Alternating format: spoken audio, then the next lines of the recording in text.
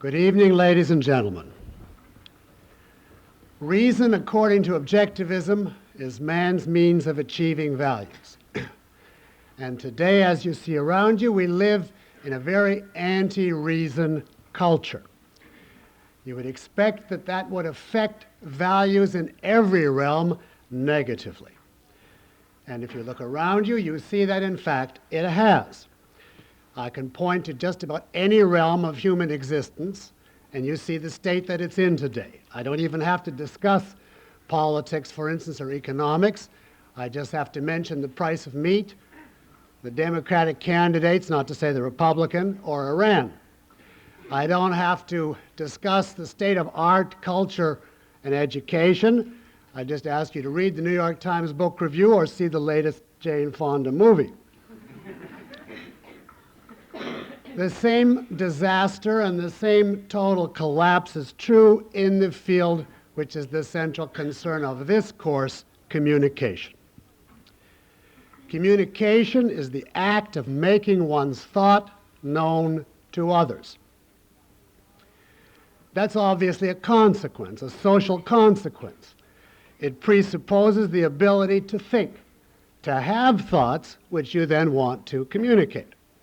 And this is precisely what today's anti-reason trend openly attacks and subverts. I mean both thought and its social expression, communication.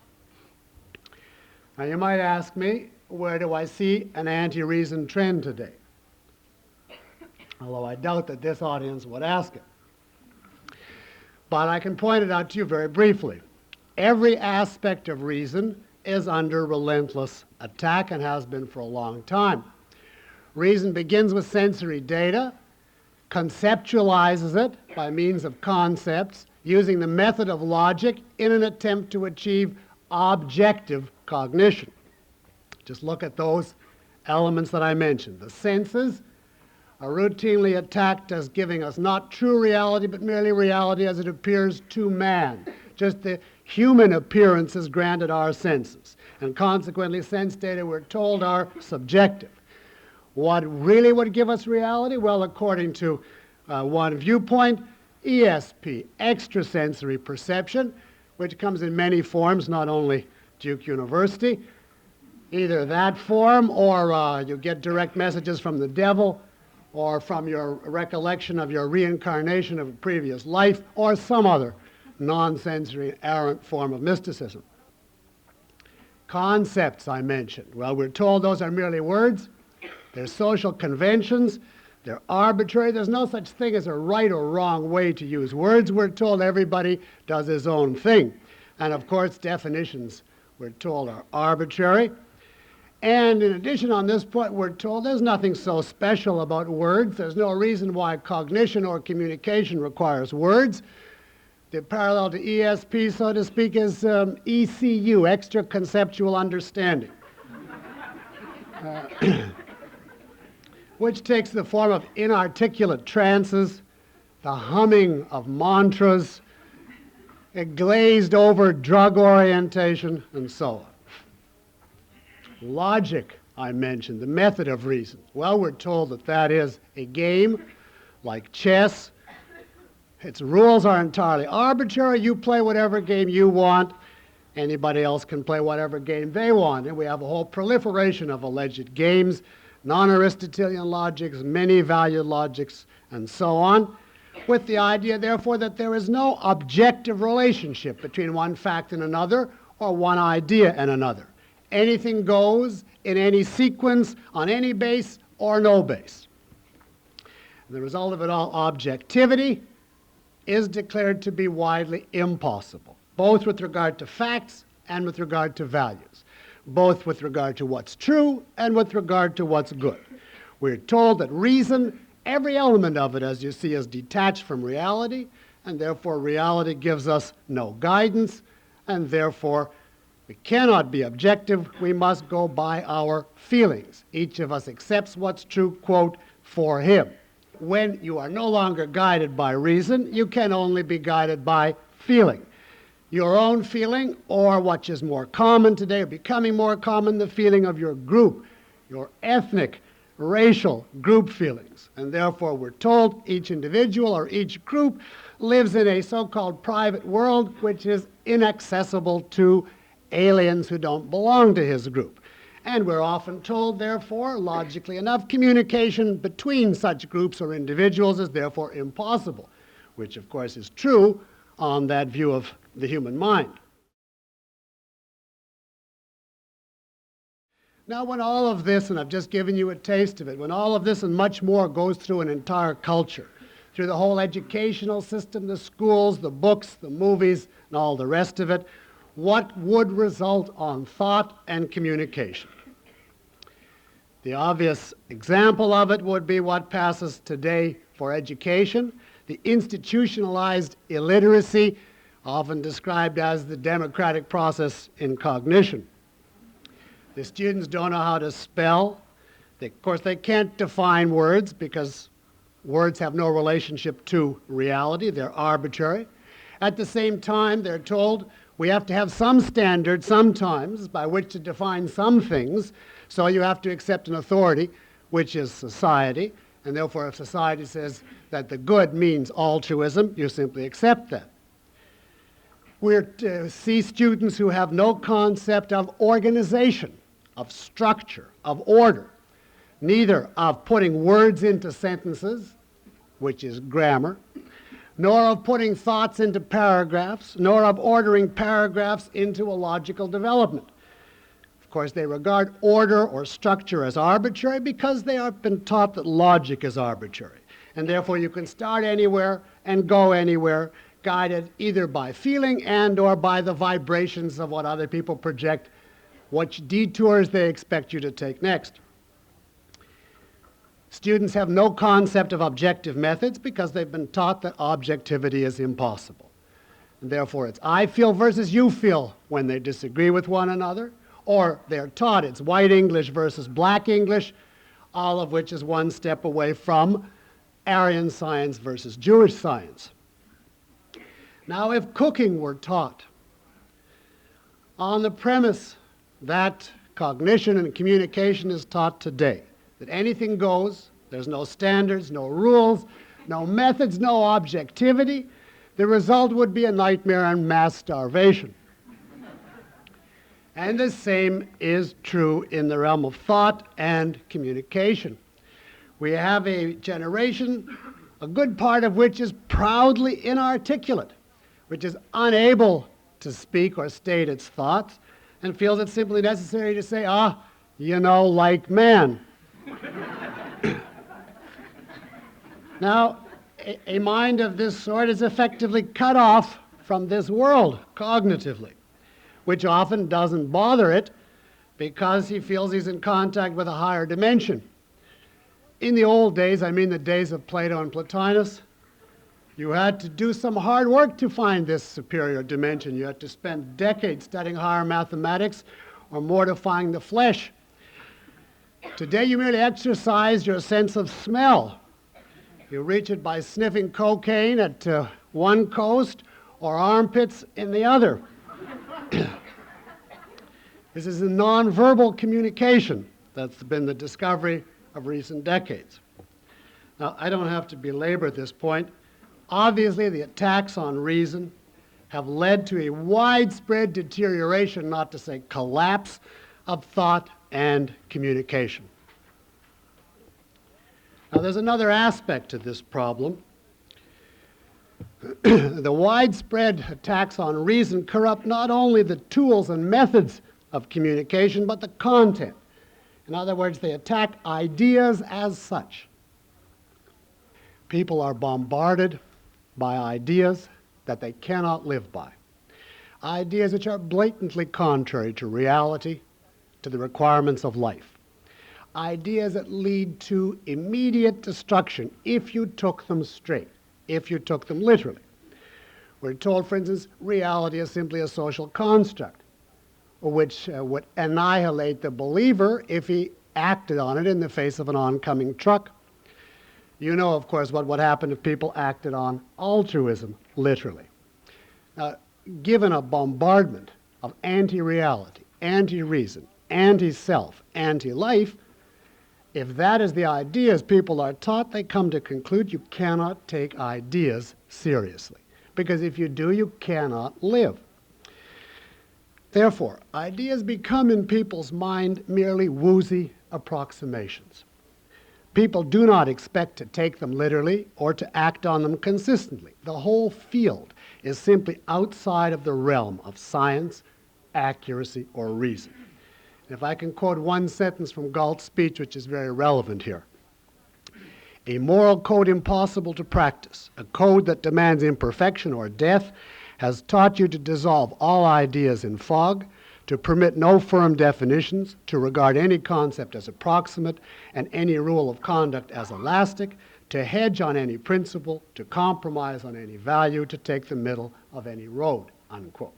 This is true of today's ideas of morality and wider of today's ideas in all branches of philosophy.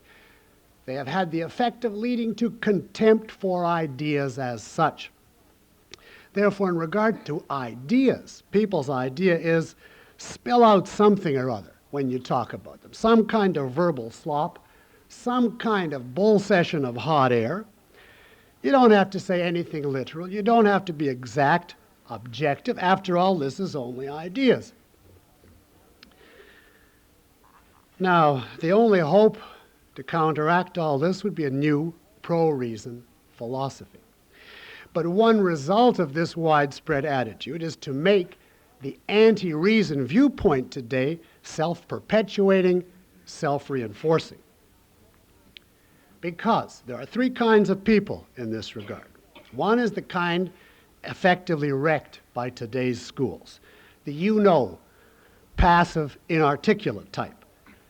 They're the kind that are no longer able, or at least no longer willing, to contest what's going on today, so they have no effect socially.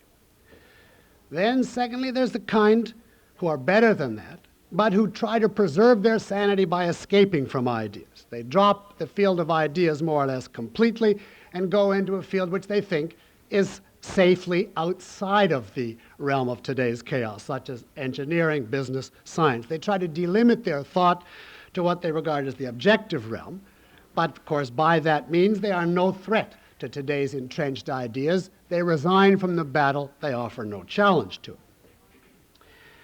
Now, the best people are in a third category. They accept better ideas than what exists today. They do try to fight what goes on today and promote a pro-reason viewpoint.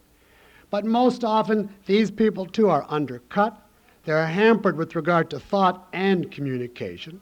They're made comparatively ineffective. Their road is much harder for them. They're less clear in their own mind than they otherwise would have been. They're less persuasive to others than is possible. Why?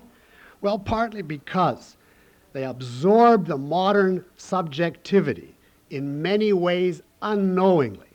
They've been battered all their formative years from the very beginning with so much intellectual corruption that most often it's simply too much, too quickly for them to withstand it entirely. And partly by sheer default. Very few of us taught to think or communicate. We didn't learn the skills, the techniques involved. And yet these techniques, both with regard to thought and communication, are not innate, they're not automatic. It's a difficult, complex ability to present ideas, to deal with them, to make them clear. It's an ability which rests on definite principles that have to be defined, applied, practiced. It's an art that has to be learned, and it can be, and I mean here both thought and communication. Now, in the ancient world, this art was essentially taught. They called it rhetoric. It was the art of how to present ideas persuasively to others, and the major philosophers all had a definite theory on the question. Aristotle wrote a whole treatise on it. Today, it is not effectively taught.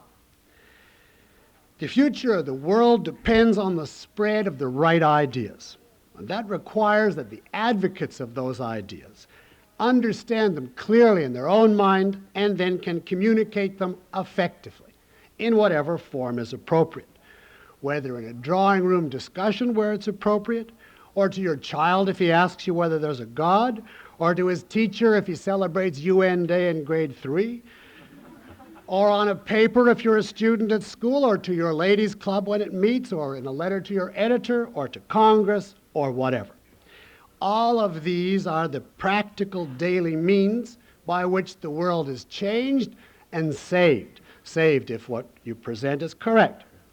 But all of this requires inner clarity on the part of the people with the right ideas and the ability to communicate them effectively. Now, I'd like you to note for a moment here the relationship between thought and communication. Communication is extremely helpful to the very process of thought itself. For this reason, if you hear a new idea, it is not enough to listen passively and nod, even if it's clear to you when you hear it, because it won't really become fully clear to you that way. It will not be integrated to the rest of what you know. When you hear a new idea, you have to work with it. You have to digest it. You have to apply it. You have to make it part of your mental equipment and outlook. Now, communicating the idea to others is not the only way to do this. I wouldn't say that. But it is extremely valuable as one method of digesting and learning ideas. It's very common to think that you understand something and then decide you're going to present it to somebody else. And immediately, this thing which you thought was so clear to you triggers a flood of questions. You think, where should I start?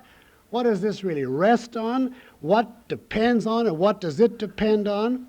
And then, supposing you work out a presentation to an audience, you will find that your audience has questions and sometimes objections.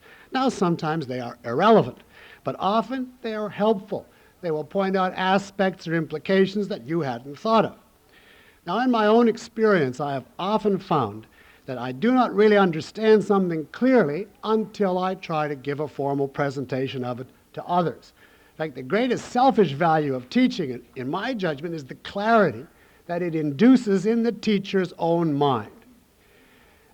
You can get in on this particular value yourself, even if you're not a teacher, by learning something about effective communication. In other words, to learn the skills of communication is a great help in learning the skills of thought as such, and therefore of clarifying your own mental contents. Now that brings me to this course. As background, it started as a number of small seminars, which I gave to a small group. Either papers or talks were given by individual students and then subjected to group commentary and group criticism. And what I've essentially done for this series of lectures is organize in a more structured way the kinds of points, plus some other ones that came out in those early seminars. This is the beginning of a very complex field. I'm not claiming that this is a comprehensive, definitive treatise on or lectures on communication, but it is some valuable first steps. Our concern in this course is not with style, but with content. In other words, with presenting the content clearly and interestingly. We're not concerned with literary polish, the nuances of oratory, or any such thing. We're concerned with how do you present ideas objectively, logically, convincingly. Convincingly, of course, you can do really only if they're true.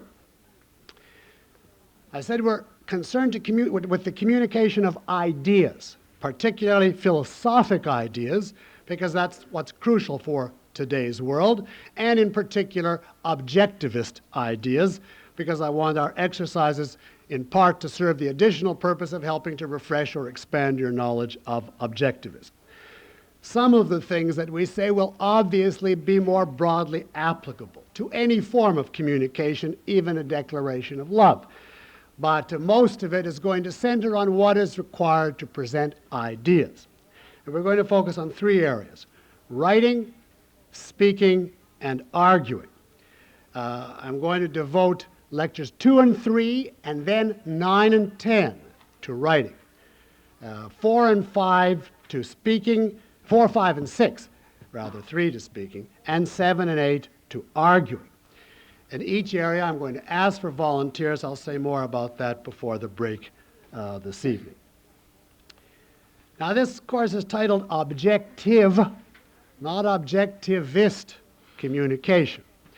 Philosophy is the base of art and science, but there is no objectivist or Platonist physics, and the same is true of any art or science. Where then does objectivism come in? All science and all art, including the art of communication, rests on a philosophic base. And the base of this course, the base, not the content per se, but the base, is objectivism. So you can regard this course as the application of objectivist philosophic principles to the problem of achieving clear thought and communication about ideas.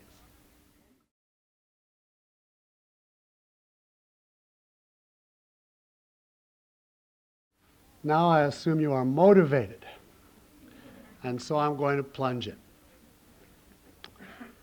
The crucial branch of philosophy, which is the base of this whole field, is epistemology, which is theory of knowledge, the branch concerned with the nature and means of human knowledge. It's the branch which tells us what is reason, how does it operate, what is objectivity, how can we achieve it. I want to begin with some key aspects of the objectivist epistemology as the base of understanding what is communication. I will, of course, be mercifully brief on these points because each could occupy an entire lecture. This is background to plunge us into the subject. The first point I want to stress in the philosophic base is that thought and communication requires language, requires the use of words. There is no thought without words. You can have images, emotions, percepts, sensory data, but to know what you are perceiving, to identify the percepts, and to communicate your knowledge, you need language, you need words. Every word is the symbol of what? With a C. A concept, right. Concept. Every word except proper names like John Smith or New York. Every other word like table, chair, man, red, fish, and so on stands for a concept. And the broader point, therefore, point 1 is human knowledge, all thought and all communication is conceptual. Conceptual. That is the base of all communication theory. What are concepts? I refer you to Introduction to Objectivist Epistemology by Miss Rand, who will give you a technical, detailed, blow-by-blow account. If I can give you a popular, non-technical version as stressing what we need for this evening, I would say that a concept is an integration or condensation of percepts. It's a mental symbol which enables us to condense a vast number of percepts into a single entity and hold it as one unit thereafter in our mind. Now, if we take the example of table, which should be familiar to you from Miss Rand's work, how we form that particular concept. You observe several tables. You observe that they are similar to each other in certain ways and different from other items around them, like chairs, sofa, and so on. On the basis of the differences, you isolate them. You segregate them out from their surroundings in your mind. You look at the tables. You see that they differ in various ways, but we are able to drop the differences, to abstract away from the differences. That's the process that you will know Miss Rand describes as omitting measurements. And by this process, we are able to blend or unite all of these percepts into one single mental entity, which we symbolize by a term, table. It represents the awareness in our mind of the whole group, but it's an awareness in the form now of one symbol. The term table stands for an unlimited number of instances. All the tables in the past, the present, the future. All of them subsumed in that one word. And we are now able to deal with that vast quantity in one mental unit. Now, that's the pattern. Ms. Rand points out concepts are a form of unit reduction. Or another way of saying it, they're a form of shorthand. They're like mental space savers. They take whole chunks of reality, in this case, all the enormous number of tables, past, present, and future, and condense them into one unit. And the result is we have a whole new scale of consciousness, immensely more powerful than anything possible to the animals.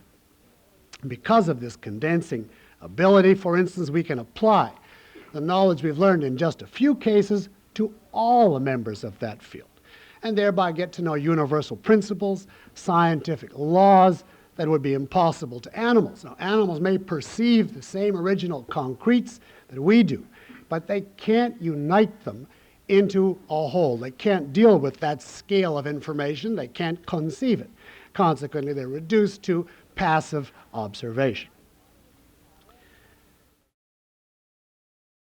Now, while it's true that concepts give us magnificent advantages, they also create a problem, or put another way, they impose a responsibility. Animals may not get too far cognitively, but as far as they go, they're always clear. On the perceptual level, you are automatically tied to entities out there in reality. If you look at a table, you look out there, you see what you see.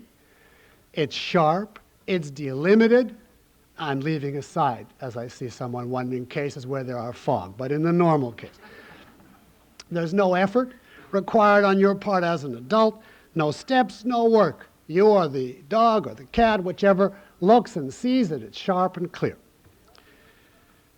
Concepts, however, as a shorthand, are a complex creation. They are not automatically clear. They're not necessarily formed correctly. They are not necessarily tied to reality. Most people learn concepts from others, and they often do so without basing them on any actual facts. They result in their minds as what we call floating abstractions. That is, abstract terms without connection to reality. If you ask, for instance, a typical, say, student in class today, as I have teaching, what does he mean by freedom? He's all in favor of it, let us say, and you ask him what he means by it, he'll say, well, freedom is doing whatever you want. And you say, well, is that you can punch somebody else in the mouth? Well, he'll say, no, you have to say, as long as you don't make other people unhappy. So then you say, well, in other words, if you get an A in this course, that's going to make your neighbor unhappy, so you've deprived him of freedom. Well, you say, I didn't mean that. It's not making other people unhappy in improper ways. And you say, well, what is an improper way? Oh, well, I don't know. We have to go by majority rule. Now, that's just a sort of condensed example, but does this type of individual know what freedom means? He actually does not. And he's ripe for legislation, restricting it, annihilating it in the name of majority rule and therefore freedom.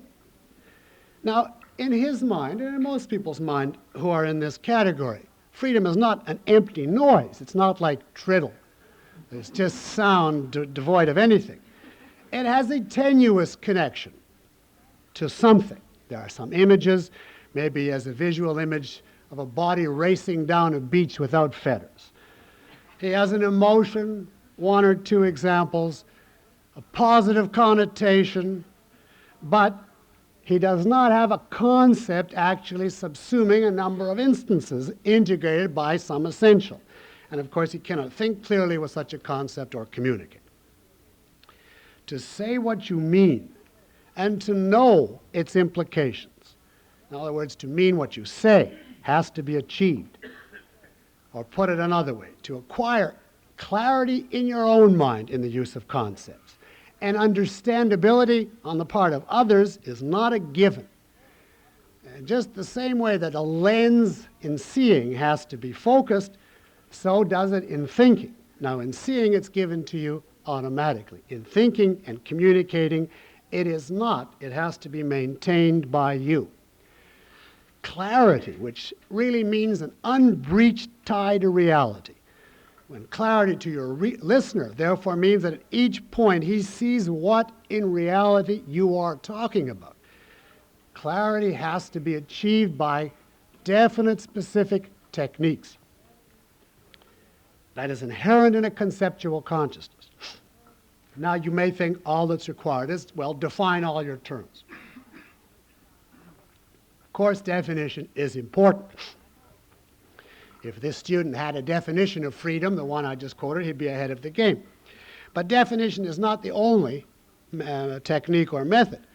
Even if you had a perfect definition of every term you used, you couldn't pepper your audience or yourself with a whole string of such definitions that it would simply stun them. At most, in any given presentation, you can offer a few central definitions. In fact, there are a whole variety of methods, techniques, skills required to know how to keep that lens focused so that at each point you know exactly what you're thinking and your audience knows exactly what you're saying. For instance, it includes such issues as, where do you start in any presentation so that the base in reality is clear? What do you cover? What do you omit? Now, on the perceptual level, there's no equivalent of that.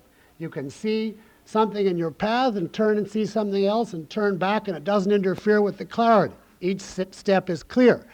In the conceptual level, what you include or omit is essential to the clarity of what is there. What confusion should you pause on and answer? When should you ignore something, sweep on by it even though it occurs to you? What order should you proceed in a presentation? What options are there? What kind of things aren't optional? Should you give examples? When? How many? Why? Now, this and much more is the type of thing that has to be learned by the very nature of a conceptual consciousness. To summarize, on the conceptual level, we are not plunging in from scratch. We're speaking in an advanced shorthand. We're counting on a whole structure of knowledge that has to be tied to reality, and we have to know how to do it. That is the first main point I want to stress. 2, an aspect of a conceptual consciousness which is essential to clarity, both to proper thought and communication, which I want to refer to briefly, and that is human knowledge is contextual. That's 2 words now. Conceptual was point 1, contextual point 2. C-O-N-T-E-X-T-U-A-L. Now let me explain this briefly as follows. Our knowledge is based on previous knowledge. We don't acquire knowledge in a vacuum. Of course, we have to begin by sensory observation, but thereafter we build a whole structure. And at any given point, there is a certain sum, which represents what we know on a given topic. And that's what permits us to go on to learn more. That sum, we say, is the context for the new point. The context means the cognitive sum, which conditions everything that is still to come. It determines how we understand the new point, estimate it, interpret it, apply it. The point here is that in all thought and communication, there is a context which conditions what is occurring. Knowledge, to look at it another way, is relational. It's a sum of interconnected elements, each bearing on the others, each relevant to the others.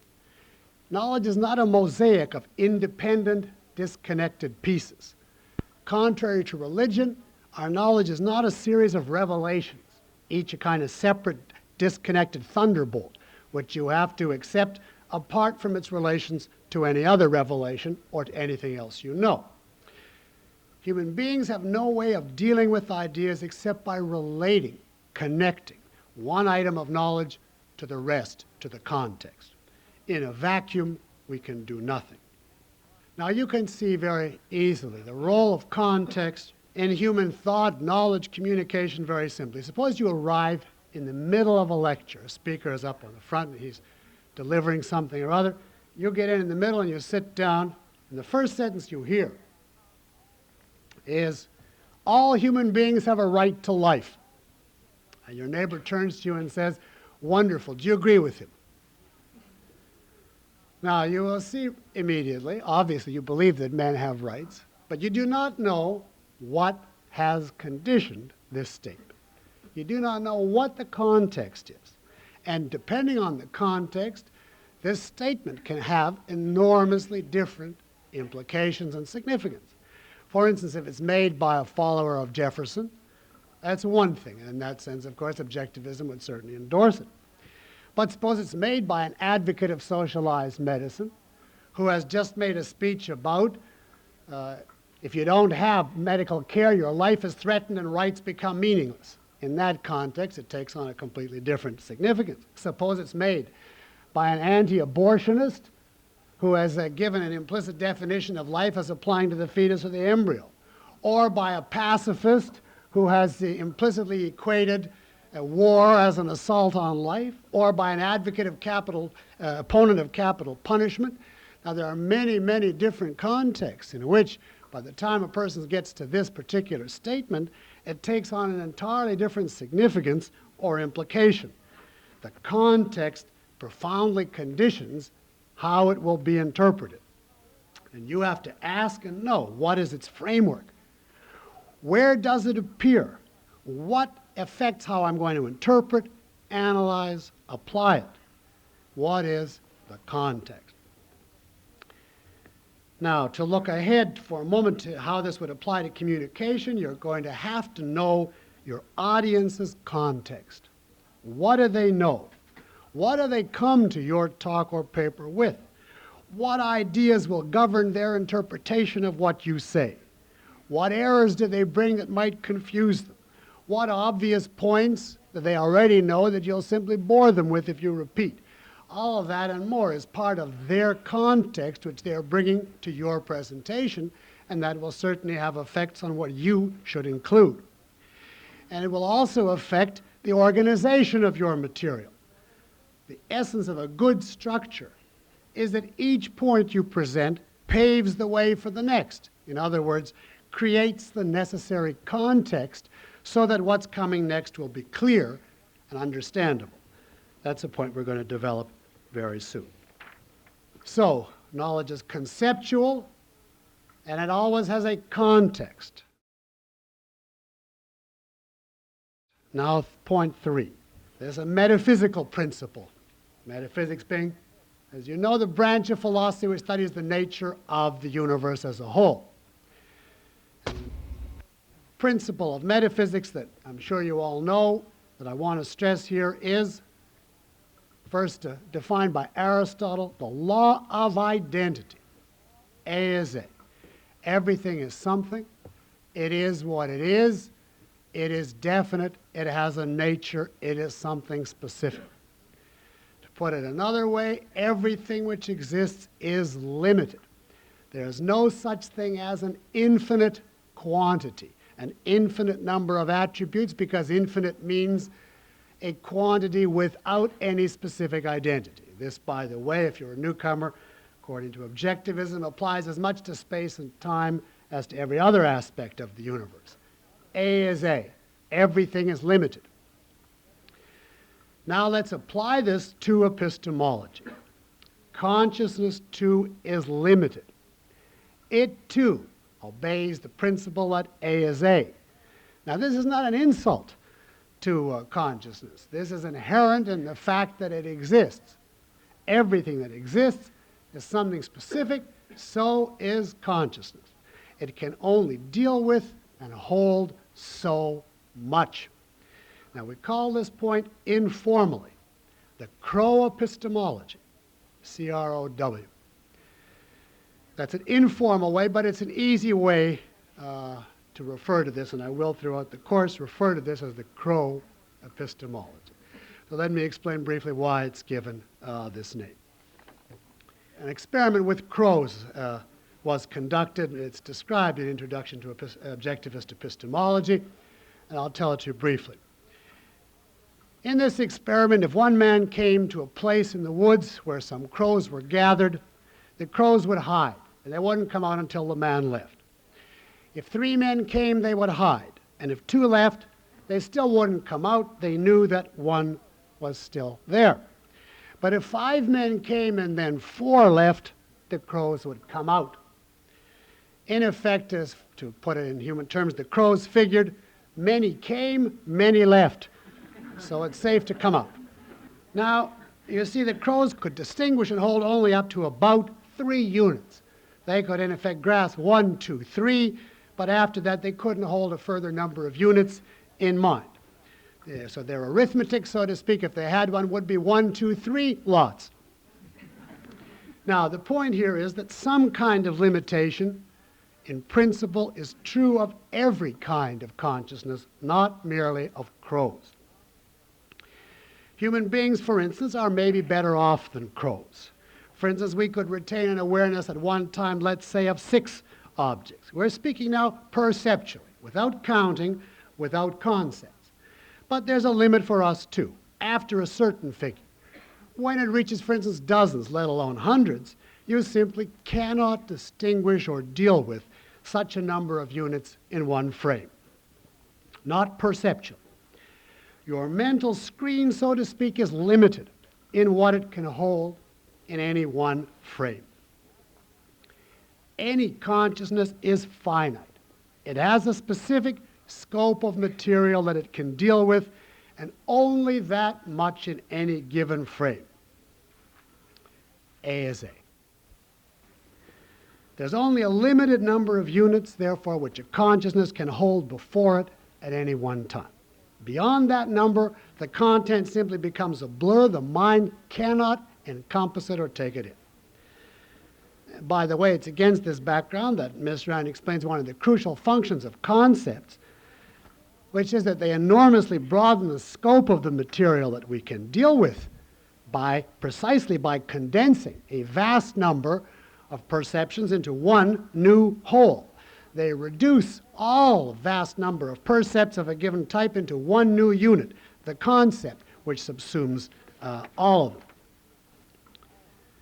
Now, to grasp this point of the crow epistemology, that consciousness is limited in what it can deal with at any given frame, is essential to all communication. You must always remember your audience can only retain and deal with so many units. And therefore, it is up to you to economize the units, to reduce the number wherever possible. Otherwise, you overload the audience, you give them too many points. And the result is their ability to grasp breaks down, communication comes to an end. Now, when this takes place, it is exhausting to the audience, it is demoralizing to the audience, and they characteristically give up flatly and defiantly and for the rest of that encounter. And you have your work cut ever to get them back again. Now, this crow epistemology has applications on every level of communication, from a single sentence right on through to a book as a whole. The point is, on whatever level you look at it, the audience has to hold the parts. If you give it too many before you add up those parts into a unit, then they have to give up. Necessarily, they have to give up because they can't deal with it. Now, watch your own mental process, for instance, if I were to utter a sentence like this. The man who, having hit his friend, the doctor who graduated from Columbia after the highest grades in his class that year during an argument which was very bitter and committed many fallacies, over which was more intelligent. Now, and I'm still going on here, still holding the man who. Now, at a certain point, you can't do it anymore. You find that you get, if you really tried to follow me, you get a little more and more and more tense, and it starts to mount very rapidly.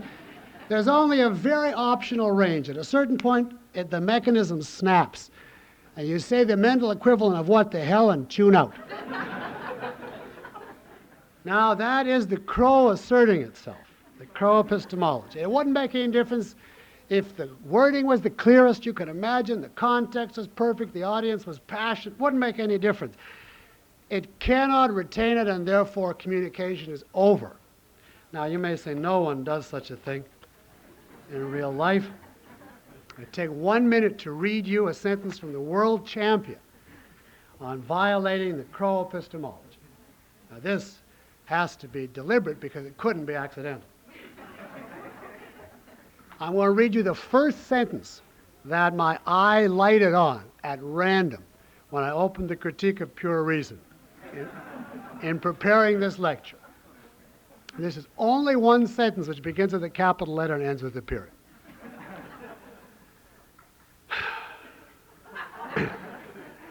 Quote, "To gain assurance that category and judgment do actually accord, we must observe that in all disjunctive judgments, the sphere, that is, the multiplicity which is contained in any one judgment, is represented as a whole divided into parts, parenthesis, the subordinate concept, and that since no one of them can be contained under any other, they are thought as coordinated with, not subordinated to each other, and so as determining each other, not in one direction only, as in a series, but reciprocally as in an aggregate. If one member of the division is posited, all the rest are excluded, and conversely." Unquote. That's page 117 of the Kemp-Smith translation. Now you see the virtue of simply coming in and saying the cat is on the mat. Now this point applies not only to individual sentences, but to your piece or presentation as a whole. I heard a very interesting paper once which violated this point inadvertently. The speaker wanted to discuss the importance of thinking in principles, and he started with 3 examples, thinking he'll first give the examples and then he'll explain them. He didn't explain them at first. He wanted to intrigue the audience. They were long examples. The audience had one, and then he said, "Now hold that," and he gave them a second, and then I think a third, and then he thought, "Now I'm going to explain the theory," which itself was fairly complex, and then I'll show how it applies to these examples. The audience was waiting, and you could see the tension mounting, and when it got, I think, to the second point of the theory, they lost the examples and tuned out, clicked off. He did go on finally, and he gave a perfectly good explanation of the 3 examples, but it absolutely could have been in Greek to that audience because they had tuned up. It was too much to hold. You have to remember that as soon as you start to speak, you are setting up a certain tension in your listener. They have to hold what you're saying and connect it to the next and so on. And you have to keep, we'll show how soon, you have to keep tying it all up for them, reducing the number of units. Now you see there's a certain problem here. Suppose you're giving a paper and you want to start with examples to create the right context so your audience will understand what you're saying. Well, you have a problem then. You want to set the context, but in such a way as not to crush them and overload them. So you have to know how to set it, what kind of examples, in what order, at what pace, so as to be sure to avoid certain misinterpretations without causing them to overstrain. And you will see, therefore, that we have to balance how to be clear and how to be economical. Now, we'll see this recurring throughout the course, the issue of the crow. In fact, it's true in every field if we were going beyond communication. Consciousness is something, and that requires certain methods of dealing with it. If you violate these methods, you are assaulting human consciousness as such, and you're therefore making communication impossible. If you want a visual example, for instance, if you remember the McLuhan method in TV, of very fast jumps, too quick from frame to frame, from shot to shot, to take in, to grasp, or to connect. And the result is nil. It doesn't add up to anything. It's outside human epistemology. and you simply have visual irritation as a net effect. Well, this is an example of what's true more broadly of every form of consciousness and every form of communication. You have to direct communication to the requirements of human consciousness. Now, these 3 points, that knowledge is conceptual, that it's contextual, and A is A, consciousness is limited. That's the briefest I can make the philosophic base of this course. Hereafter, I want to apply it to work out and then go into details on various principles of communication.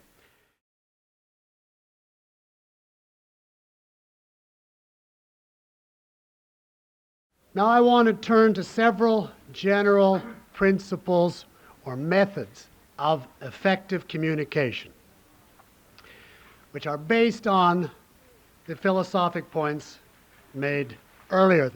And I want to look at these methods in a general way, details in subsequent evenings.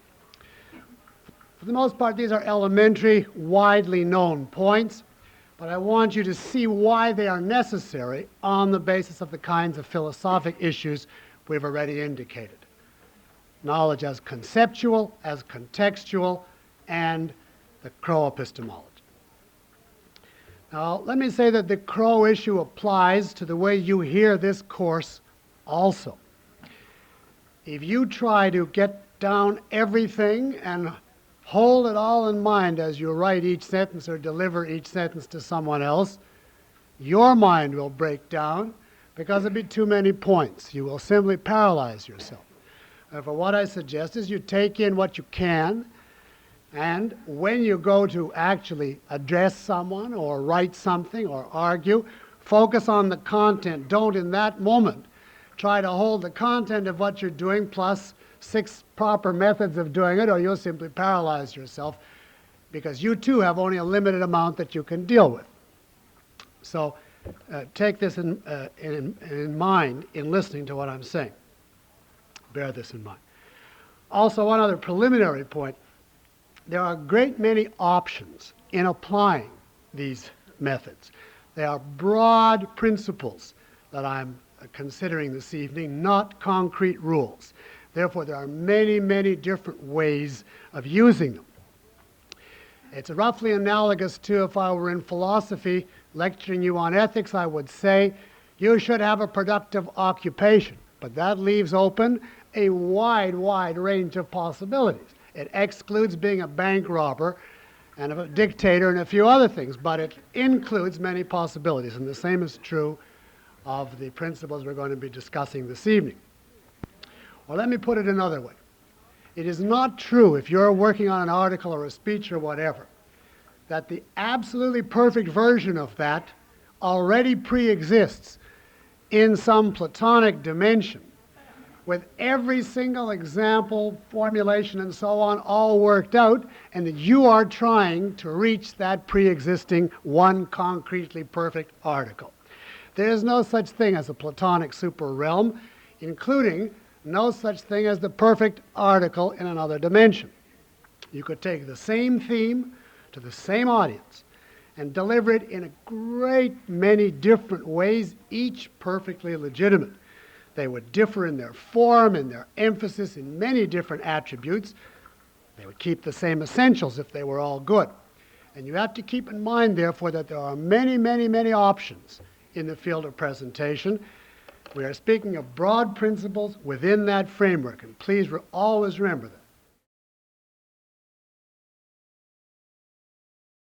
Now, with that background, let's say some things about the following. Point 1. Motivate the audience. Motivate the audience. In other words, we're here, whether you're speaking or writing, doesn't make any difference. Give the audience a reason to care, to be interested in what you're saying. Now, you are asking work from them by the sheer act of addressing them. You're asking time, effort, attention, focus, thought. This is true of any philosophic or ideological subject. They are all difficult, complex, And that's true even of the easiest aspects of it. And you therefore have to tell your audience why they should do all of this work. They will not do it causelessly, for no reason. Now, sometimes you can get a student in a situation in school where he's forced into your class, if you're a teacher. He's unmotivated, but he'll drag himself to classes and listen without any motivation. Even so, that is not nearly as good. You won't communicate nearly as much or as well as if he cares, is eager, and wants to learn. You can't force a mind. Even if your audience tries by the method of duty, at the first obscurity, at the first difficulty, they'll simply wander off. You need an active mind if you are to communicate, and an active mind means a motivated mind. The broader point here is the role of values in human life, the role of purpose in human life. According to Objectivism, as you know, all rational actions involve the pursuit of values as against simply selfless duty. This is true for intellectual actions also. Or if you want to look at it another way, the relevant objectivist point here is egoism, the ethics of selfishness, the virtue of selfishness. A mind is inherently selfish in the realm of cognition if it's to enter that realm at all. A person has to use his own judgment, and it must be for his own sake, for his own curiosity, for his own interest, his own knowledge.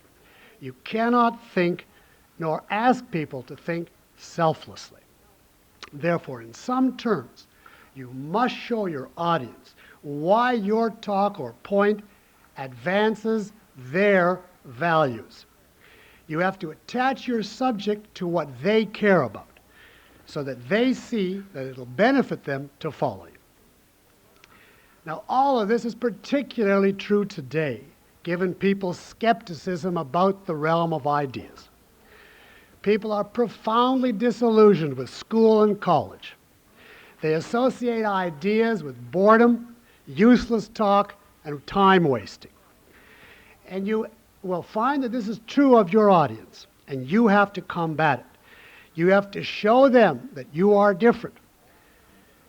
Now, I advise you, therefore, expect your audience to be skeptical of the very field of ideas, and don't condemn them for it. You have to understand it. You have to understand its roots in today's ideas, which I alluded to at the beginning. And then you have to show them that you're better. Now, I take the attitude, for instance, with college students, this subject you believe is a waste of time, and you're entirely justified. Given what you know, you have every right to think you've been railroaded into a nightmare of junk. I give you hereby the right to regard me as guilty till proved innocent. And any part of this subject is worthless till proved of value. And I lay that on as thick as I can at the beginning, simply to try to pierce the screen of their disillusionment and skepticism. About ideas, you see. The fact that you are interested in the subject is not enough. You understand its importance, let us say, but the point here is, from the first part of this evening, the audience's context, in this case, their evaluative context. And that is what you must first and foremost take into account. Now, there are different forms of motivating an audience according to the topic, the audience, and the length of time that you have. But somewhere near the outset, in some form, you must indicate, so what? In other words, you can think of it this way. You have a double assignment as soon as you open your mouth. What and so what? What are you trying to communicate, and what difference does it make to the audience? Why should they care? The content and the reason why they should want to absorb it. Now, I personally favor, as one method of doing this, open statement. As I come right in, without much subtlety, and say, so and so and so is the reason why you should listen. Now you're motivated, let's start. As I did, for instance, this evening. That has the virtue of clarity, even if it's not exactly elegant. I made a few brief remarks, the world is falling apart, clear thought and communication is crucial, and so on, and then into the subject. Now you see, brief as it was, that is definitely superior if you project if I were to come in and say, good evening. Effective communication is based on 3 philosophic issues. Number 1, and simply lop off the whole base of the subject, even to this audience, who presumably would be easy to motivate, but until I would activate that value context, the question would be, why should you care? On the other hand, if you start properly, you tell an audience, this is the value I'm going to serve. This is the purpose. If you agree with this purpose, that's the standard by which all the rest of it is going to be conducted. That's going to determine what I include, and that's your test as to whether or not what I'm doing is relevant or not. Even in a very short article, you have to indicate the motivational element in some way. Suppose, for instance, you're writing a paper on axioms, a very technical philosophic subject. But let's say you're writing it for a general audience. You have to say something. Now, you can't go into a song and dance, because if it's a short paper, if you go into 5 pages of motivating them, you don't have time to present your topic. But you have to say something about all knowledge. I'm giving you an example. All knowledge rests on axioms. If they're not reliable, everything collapses, and that's the end. Say it a little more elegantly than that. Then you have attached your subject to something presumably they care about, and you can go on from there. You have to tie your subject to the values of your audience. And I mean here now the actual values as distinct from their professed values if there's a difference. I mean, there's many people profess to be interested in, quote, culture. But an interest in, quote, culture in the abstract sense will not sustain people for very many minutes, because there's no actual reason why one should care about something that undefined. You have to somehow tie what you're saying to something they actually do value, if you want to communicate. Now, I may say, as a side remark here, objectivism is very valuable in this connection, because it holds that ideas are practical, that they do affect and shape men's lives. And this is an enormous asset in your attempts to motivate an audience. You don't have to talk about a noumenal dimension a la Kant or a supernatural world of forms a la Plato. You can present ideas as necessary for living on Earth, and that is an actual interest of the great majority of people. Of some, it isn't, but of the great majority. Now, you will sometimes encounter an audience that you know has extreme skepticism, that will not believe your general indication. And then it will be necessary to take extra heroic measures. As an extreme case, I knew of an executive who had to give a course, a compulsory course, to a group of office workers who profoundly, bitterly disapproved of having to attend this course. There were actually good reasons that would benefit them, but they were compelled and they came in very hostile. And this woman didn't know what to do. The subject was clear, but she didn't know what to do, and she got the idea to have the first meeting consist of nothing but the audience telling her why this course was a waste of time, why they were bitter about having to be subjected to it. And she told them, if you can give me an argument as to why this is worthless, I promise not to give it. And she let them give every argument they could think of for a whole hour, and she refuted each one. Since she had a good case, they became attentive, and it went over very well. Now, in an extreme case, it's worth cutting your thing down in half if you have to do that to break through the initial skepticism. If people just stare stonily at you, that's it. It doesn't make any difference if it's the most eloquent presentation in the world. Now, I may say that an initial motivation is not enough. Occasional reminders are very helpful. That, of course, depends on your audience and the length of the talk. But you have to keep tabs on this issue. You can think of it this way. When you get up, you have a contract with your audience. You promise them, I'm going to deliver value X. And every once in a while, you have to say, you see, I remembered. I'm keeping my promise. I'm coming through. It's very easy to lose an audience, particularly today. A yawn is always on the periphery. The glaze of boredom is always waiting to set in. And therefore, you have to do anything to keep the value context activated. This, of course, requires that you define your audience carefully in advance. Are you speaking to one person, and if so, an adult, a child? Are you speaking to a group, a professional group of general educated, mankind as a whole, or what?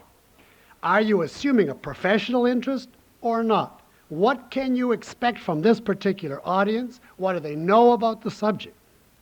Now, you see, my motivation this evening was brief, partly because you're admirers or students of objectivism, so you already have ample knowledge of the importance of ideas and of communication, whereas I'd go into a much lengthier account if it was a beginning audience who didn't know that. And partly, to be frank, because you're paying money and not getting college credit, which already indicates a high level of motivation, relatively speaking. Even there, I had to do something, but I could skip over it fairly quickly. So point one, you have to catch your audience economically, convincingly, and then hold them. That is the precondition of everything else. Two, delimit the subject.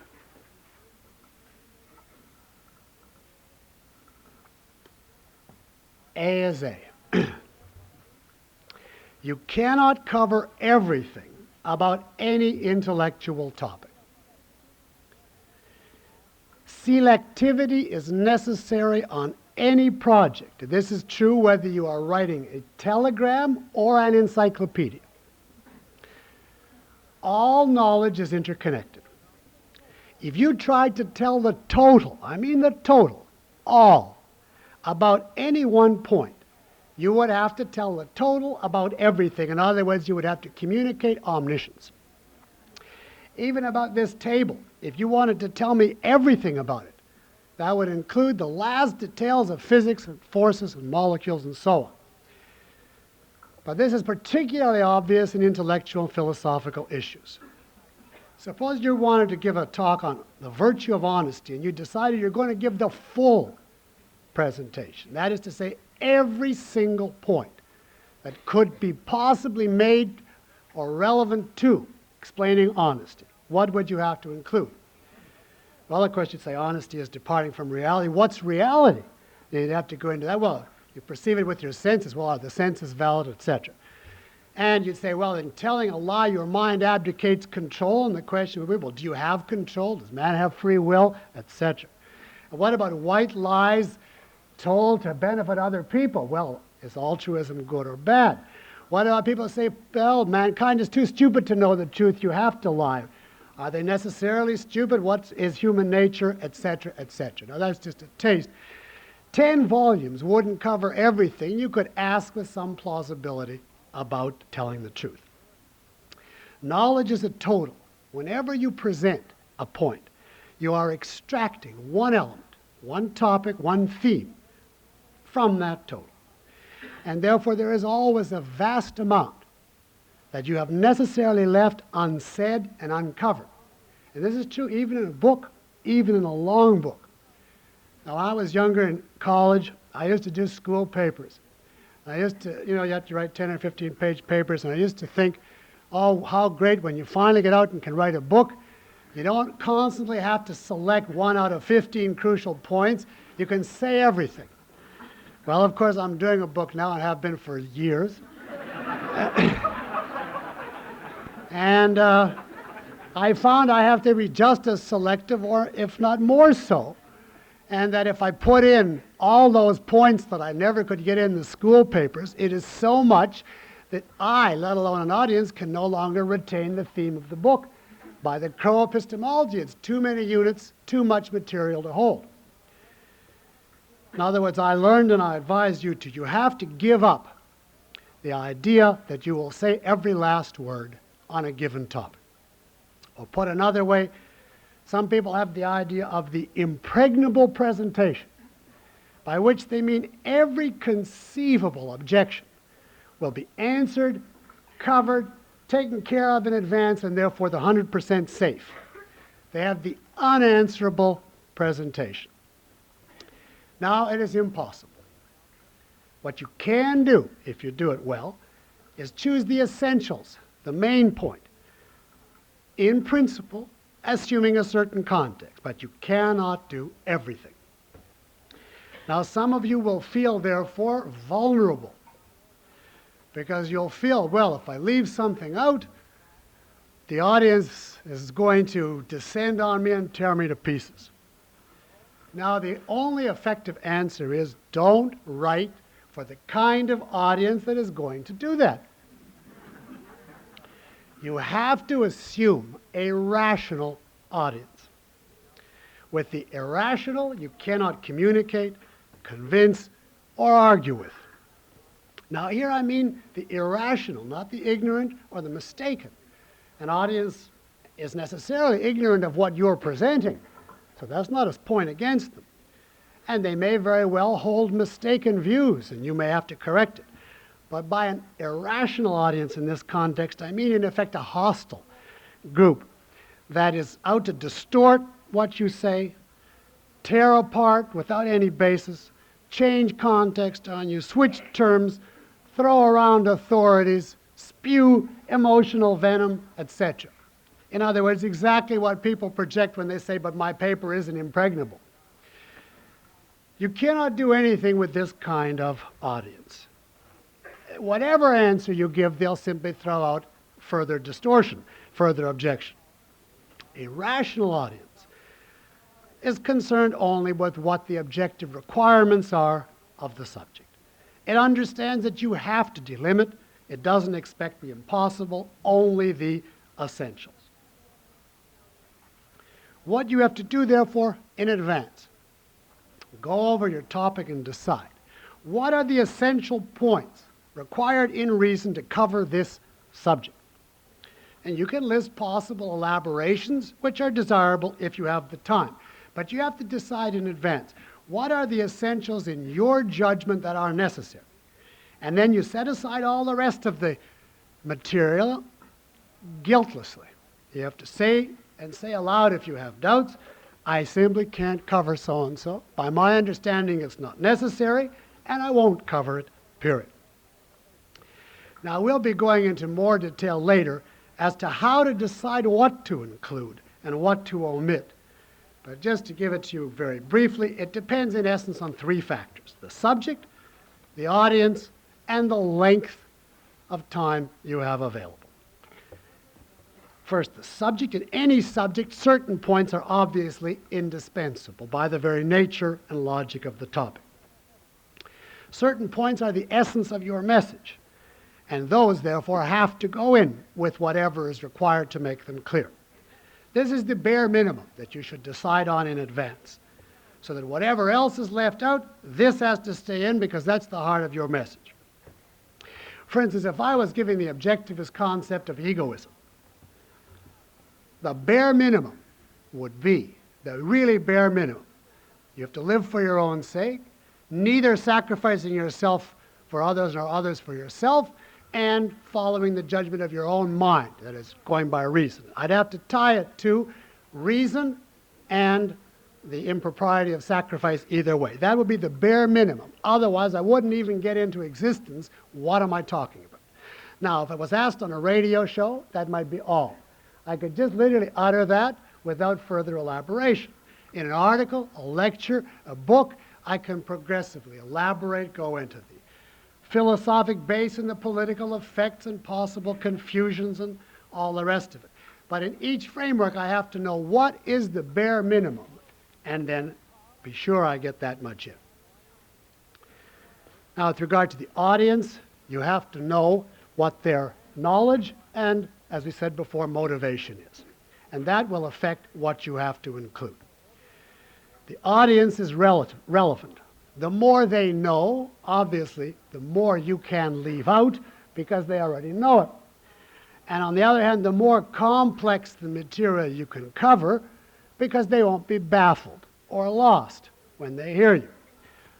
On the other hand, the more that they're beginners, uninitiated or children, the less you can cover, the more simplified you have to be. That's the issue of their context. And then there is, of course, the length of time or space that you have available to you. Whenever you write or prepare to talk to someone, you must have some specific outlet in mind, which will carry with it some approximate idea of length. Are you writing a paragraph? Are you writing a few pages? Is this a 10-minute statement? Is this a 2-hour lecture? Is this a volume? Etc. And this will enormously affect not the essential of your subject, but the extent to which you can elaborate.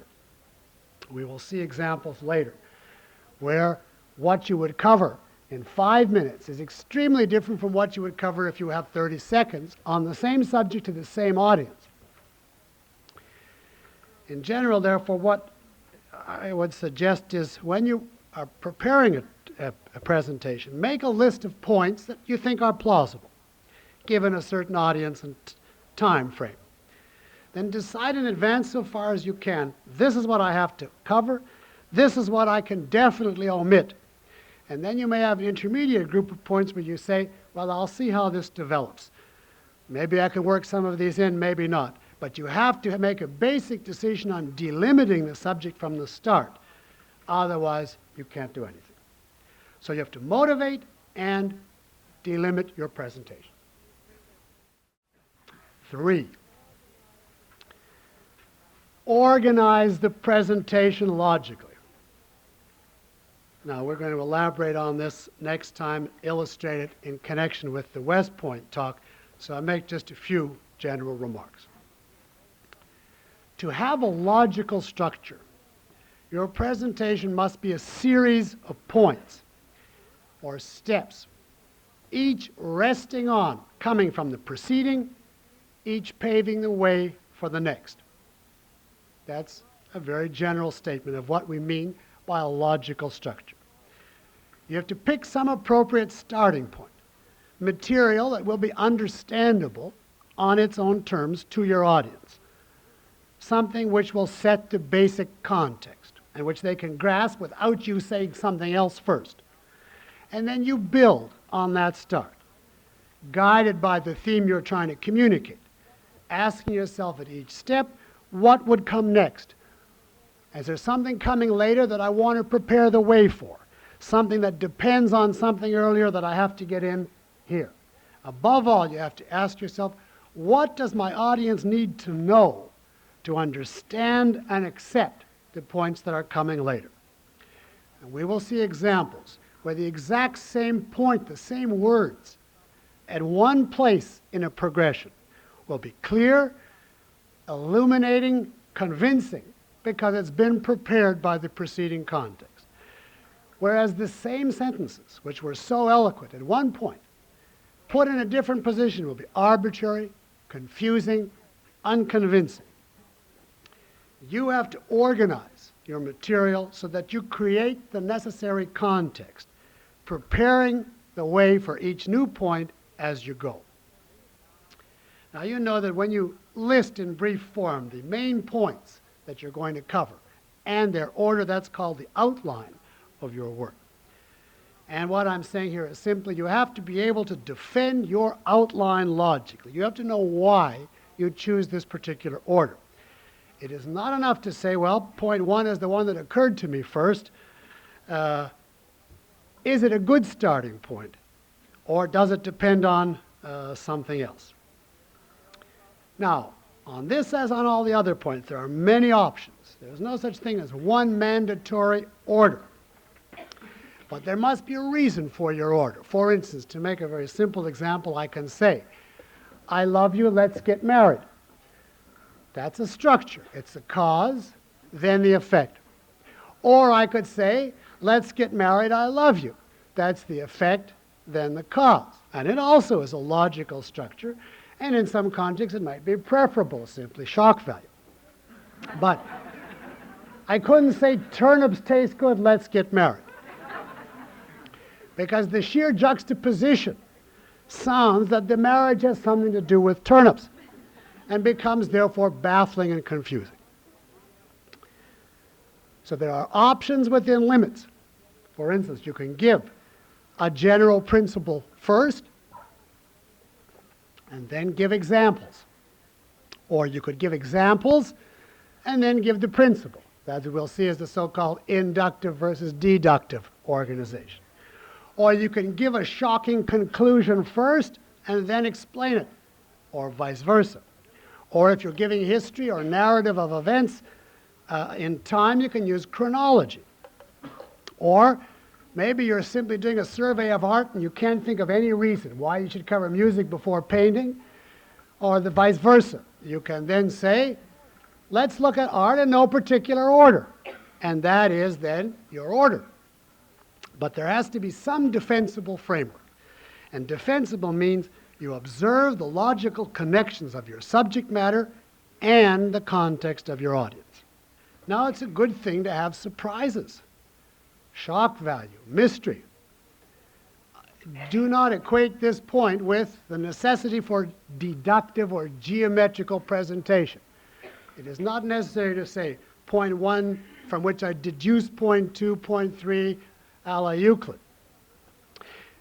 You can say something that the audience doesn't grasp at all at the outset and then explain. But the point is, if it's a mystery, it has to be a good mystery.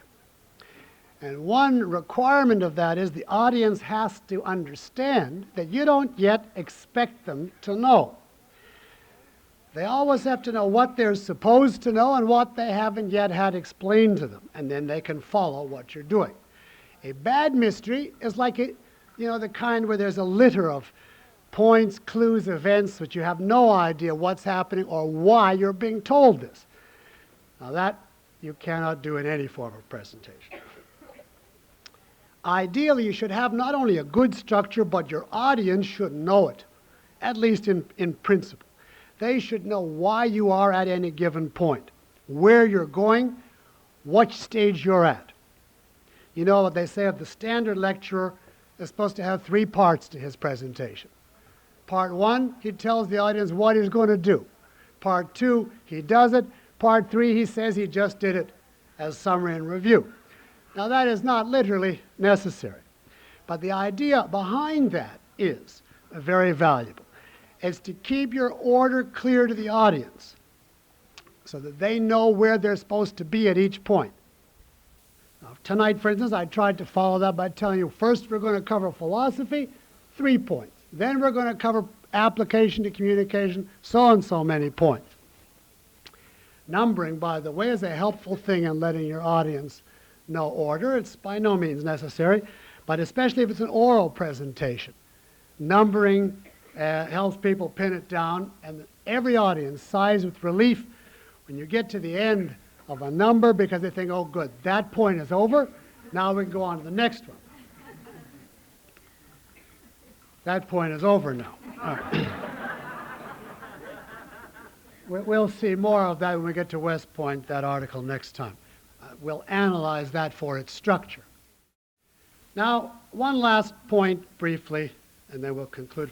That is number 4, balance abstractions and concretes. By an abstraction here we mean any broad general principle or theory. By a concrete, I mean the particulars that come under it, the examples, the illustrations, the instances of it. The point is, abstractions have to be accompanied by concretes in the cases where this is required, and I'll mention what those are. A concept, we said, is a condensation of concretes. It's a shorthand, and you must always remember that.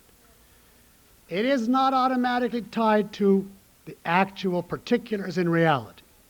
Therefore, in your presentation, any key idea or principle that you're focusing on, that your presentation is centered on, it is urgent that you keep it tied to reality, to the perceptual level. In other words, you have to bring it down to earth. Otherwise, you'll have a floating abstraction. Even if it's in your own mind tied to reality, it won't be in the audience's mind. The crucial method of tying it to reality is concretize. Give examples. For example, Now I'm concretizing the advice to concretize. Take the abstract argument for cause and effect.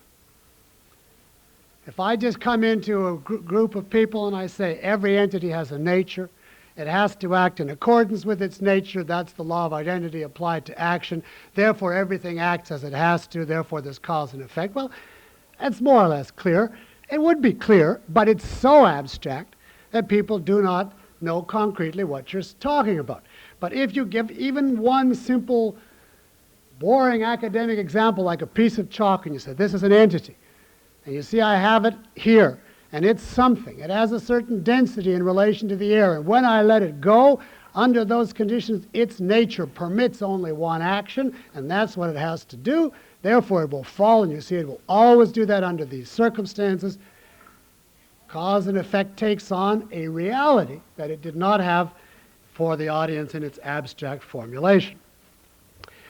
Now, this actual example played a role in my own development because I first learned cause and effect in a discussion with Miss Rand many years ago before Atlas came out. And it was very abstract in my mind, and she suggested that I go for a walk and try and find examples of cause and effect on the streets of New York. And I was a little dubious about whether I would find them. But I saw trucks turning and people moving and feathers floating and planes, so on and so on. I noted each one down and worked over how in each case it was an entity of a certain nature acting accordingly and so on. And I remember coming back with a real sense of astonishment and telling her, causality is all over the place.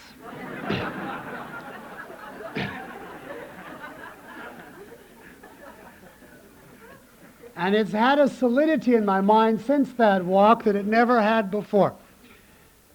And the point is that every abstract paper should have some such element in it somewhere. As soon as you utter a broad abstraction, you should train yourself to let that set up a certain pressure in you, as though it's an IOU, and you now have to pay off that IOU by concretizing, illustrating, so that the audience gets the meaning in reality. Now, of course, a magnificent example of this is Miss Rand's novels. Not that she wrote them for pedagogical purposes, but the events are the concretes, and then Galt's speech or Rourke's speech at the end is the abstract summary, which has a luminous clarity in conjunction with the concrete. One caution now, don't get carried away. In the zeal to concretize, don't simply inundate people with examples. Why not? The crow.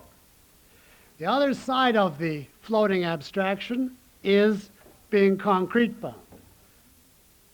That is, giving a whole series of instances with no unifying abstraction, nothing to tie them together. And that is a violation of the requirements of the human epistemology and is unretainable.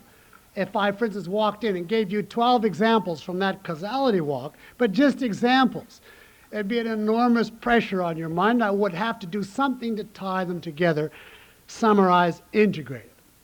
Now, a real-life example of this would be the type of history book which puts everyone to sleep, which will say, for instance, the 14 causes of World War II. And then it'll be Hitler's childhood and Roosevelt's this and the Japanese exports, and it'll just be page after page of examples and concretes. And nothing to tie it together, no way in the world to retain it, and it's what gives people the idea of history as simply memorizing without any intelligibility. Whereas, of course, if you know the objectivist view of history, you will know in what kind of abstractions would unite all of those examples. In this case, the moral collapse of the West. For details, you could read my book on that. You have to balance. You have to discover when is it necessary to come down to concrete examples, and when do you have to tie them together? When do you have to bring down your base in reality, and when do you have to remember your audience can only hold so much, so unify. Now this shuttling back and forth between concretes and abstraction is a very crucial requirement of intellectual presentation, again, brilliantly exemplified in the West Point talk, which we are going to discuss next time. All right. Next time we will start analyzing specific examples of these 4 points, and we'll be introducing new theory. Till then, thank you very much.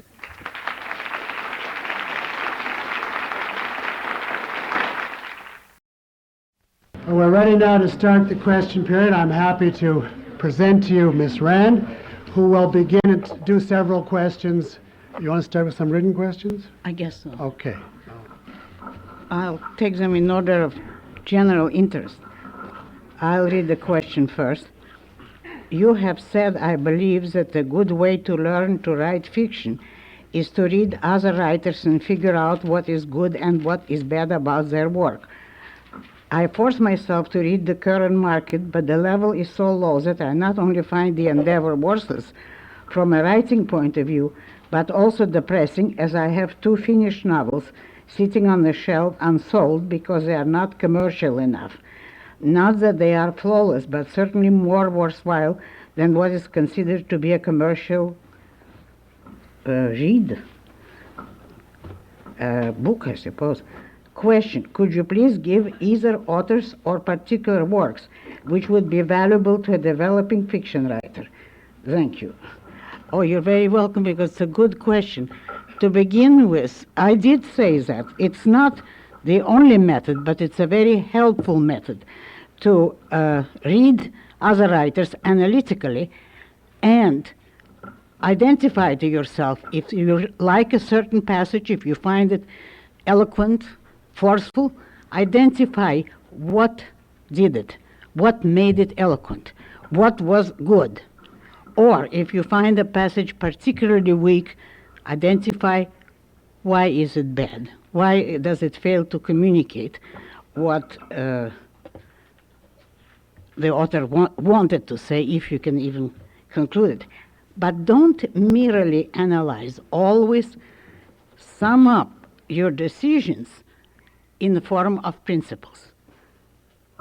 Wait to sum up until you have gathered enough evidence, and then form your conclusions. It's eloquent, let's say, not to anticlimax your point, not to give away before it's time what you want to say. It's eloquent to put your strongest idea, let's say, at the end of a given paragraph, not in the middle.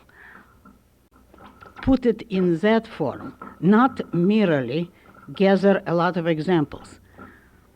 I once met a young student who did the following thing. Now, this is totally wrong.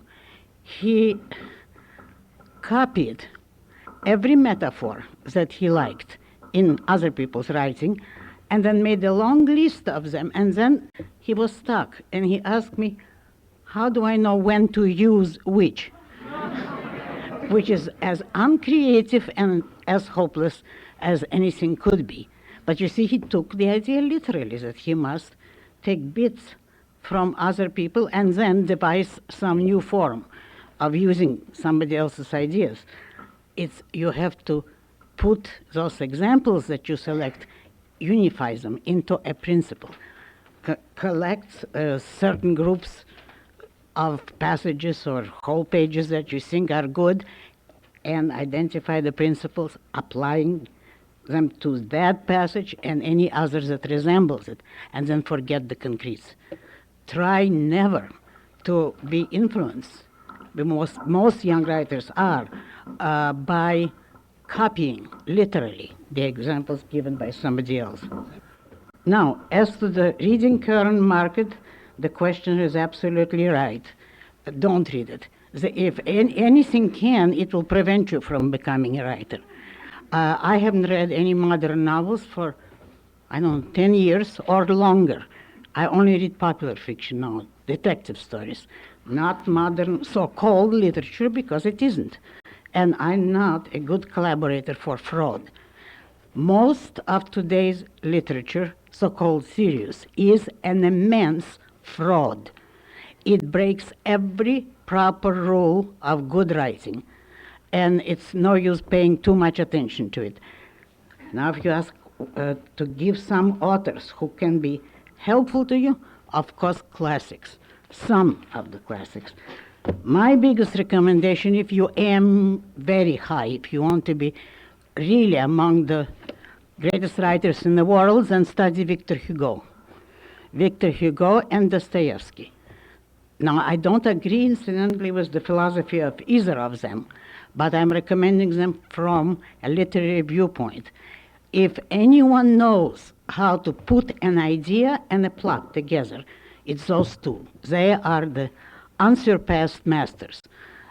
Don't pay attention to their philosophy. Dostoevsky's philosophy is monstrous, but as a writer, he is magnificent. So if you want to read those two for valuable material in developing your talent, I would put those two above all. And of American writers, I will give you O. Henry. O. Henry and then Nathaniel Hawthorne. Those will teach you something if you read them analytically and analyze it properly. Now, as to your unsold novels, I hope it's not a hint, because I can't help you with that. You have to find an agent. The most important advice I can give to total beginners is don't send your work unsolicited to publishers. The unsolicited manuscripts are sometimes not read at all, or they are read by beginner readers who are just practicing on the material, who may not discover any value in your work because they haven't learned themselves yet. So that find an agent.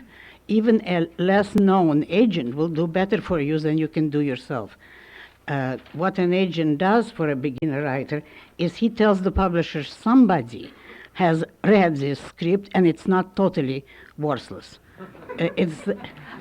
You would be surprised what publishers are deluged with, particularly today. It is unbelievable junk. I was at one time a reader for a movie company, and I couldn't believe my eyes of what I had to read and what people have the nerve to submit. And that's material that came through agents. The unsolicited material, the movies won't read at all, or they didn't read at that time.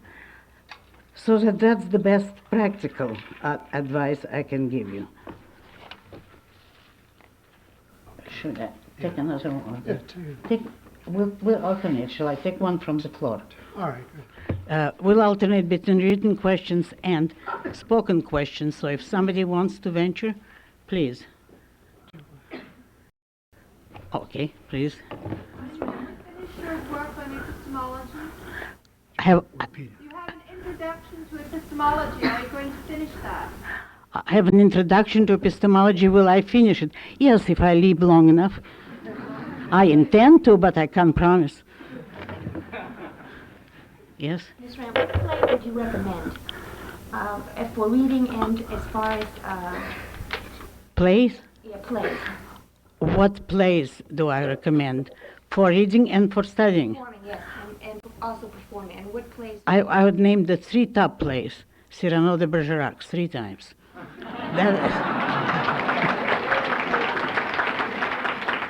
That's without a doubt the greatest play in world literature. And all of Rostand's other plays, which are less known in this country, are excellent. And also I would recommend Schiller, Friedrich Schiller, because he's one of the early Romantic writers, the German. Unfortunately, there's no good translations of him, but even such as they are, there are some modern translations which will give you some idea. Ibsen, he's not uniformly good, but for a beginner there's an awful lot to learn in Ibsen. He's a marvelous craftsman. Okay, do you want? Yeah.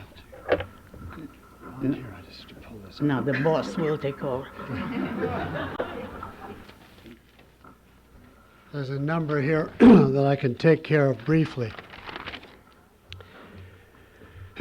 Why do you feel that consciousness is limited with respect to A as A if man is in fact capable of knowing everything? Well, there's no conflict there. Man can know everything in principle by definite means. First, in principle. In other words, you cannot know every concrete, past, present, and future. In that sense, you are definitely limited. You can know the principles of physics, but you cannot know the texture and the feel and the shape and the particular color and so on of every single table, past, present, and future, let alone of every concrete throughout the whole universe. It's precisely through concepts that you can know everything, but then you know it conceptually, because on the perceptual level, it's simply too much to take in or deal with. And of course, you have to learn by definite specific means, and those means are dictated by the fact that your mind is limited. You have to start with percepts, you have to form concepts in a certain order, you have to connect them by certain methods. All of that is dictated by the fact that A is A. But even leaving out all of that, which is the actual answer, even if you could know every concrete of the entire universe as a concrete, as a percept, it still wouldn't refute the principle that A is A, because the universe is finite. There is still only so many concretes in the total universe. So however you look at it, you cannot get away from A is A. There's a question on how do you recommend responding to alleged facts in an argument. That's one of the topics that's going to be covered in lecture 7, and so I'll wait till then. Do you deliver college lectures in the same way you delivered your presentation tonight? I don't know what exactly that means. They're the same basic principles. The difference is I wouldn't expect a general college audience to have the context of knowledge that I would expect this audience to have. Therefore, I could cover less material at greater length with much more motivation necessary, and also there'd be much more give and take. A prepared lecture delivered to an audience is a very hard form for people to take, and it's almost impossible in a college teaching humanities. So you have to inject a certain amount of, what do you think, Miss Smith, to keep Miss Smith awake? And then after you get an answer, you go back. You have to put a certain amount back and forth like that, otherwise you simply can't keep a class. But basically, I mean, it's the same ideas, the same methods. Do I have any recommendations for future reading on this subject? No, I don't. Let me see. Let me take one from the floor, if anybody wishes to. Yes? This question's from Miss Rand, but she had given the advice to... Well, if it's for Miss Rand, wait till she comes. Oh, I'm sorry. I thought that you... No, I'll take one myself if anybody wants to ask one. Otherwise, I'll hand this over to Miss Rand. Okay. Yes? Do you have any ideas on dimensions? I've come to believe... I can't hear you. On dimensions. My own simple view, it seems that we can cope with about 3 dimensions and can find a balance between 3 aspects of a thing. And in like fashion, if you present something and you boil it down to 3 essentials, it seems more assimilatable. Do I have a view on that question? Well, the question was, do I have a view on dimensions, specifically on the value of 3 as an organizing principle? In other words, if you can boil a subject down to 3, is that a particularly good way of dealing with it? I would never make such a categorical statement. There are many cases where 3 points is fine. It's more than 2 and less than 4. But there are many cases where there's only one main point and the rest is all examples. There are other situations where you have a whole complexity going across a whole course. So I could not pick out 3 as an inherently superior number that you should organize a presentation around. Now, if I was Hegel, I might, or an advocate of the Trinity, 3 has played a big role in the history of philosophy, but not in objectivism per se. Let me now ask Ms. Rand to take some. All right, was the gentleman wanted to ask me a question in the back? Yes. In one of your articles, you advise people that want to be writers not to participate in these so-called writers' workshops. And I think I understand what you mean when you say that, but could you elaborate on that? The question says that I have advised people not to participate in writers' workshops. Can I elaborate on it? Well, yes, I would have nothing in principle against such workshops, but if you know today's trend, and at any other time, if you know the dominant trend in literature, you don't want to belong to any workshop before you have published some work of your own, and after you have published, you don't need to. Because the danger is that you would be open to the wrong influence. Before your own ideas are fully formed, if you belong to a writer's workshop today, it will set you back 10 years or longer, depending on how long you would stay there. Because one of the things I'll tell you is, don't make your work intelligible. I have heard someone reported to me, because I wouldn't associate with people like that, that they criticize me because one can always tell what I want to say.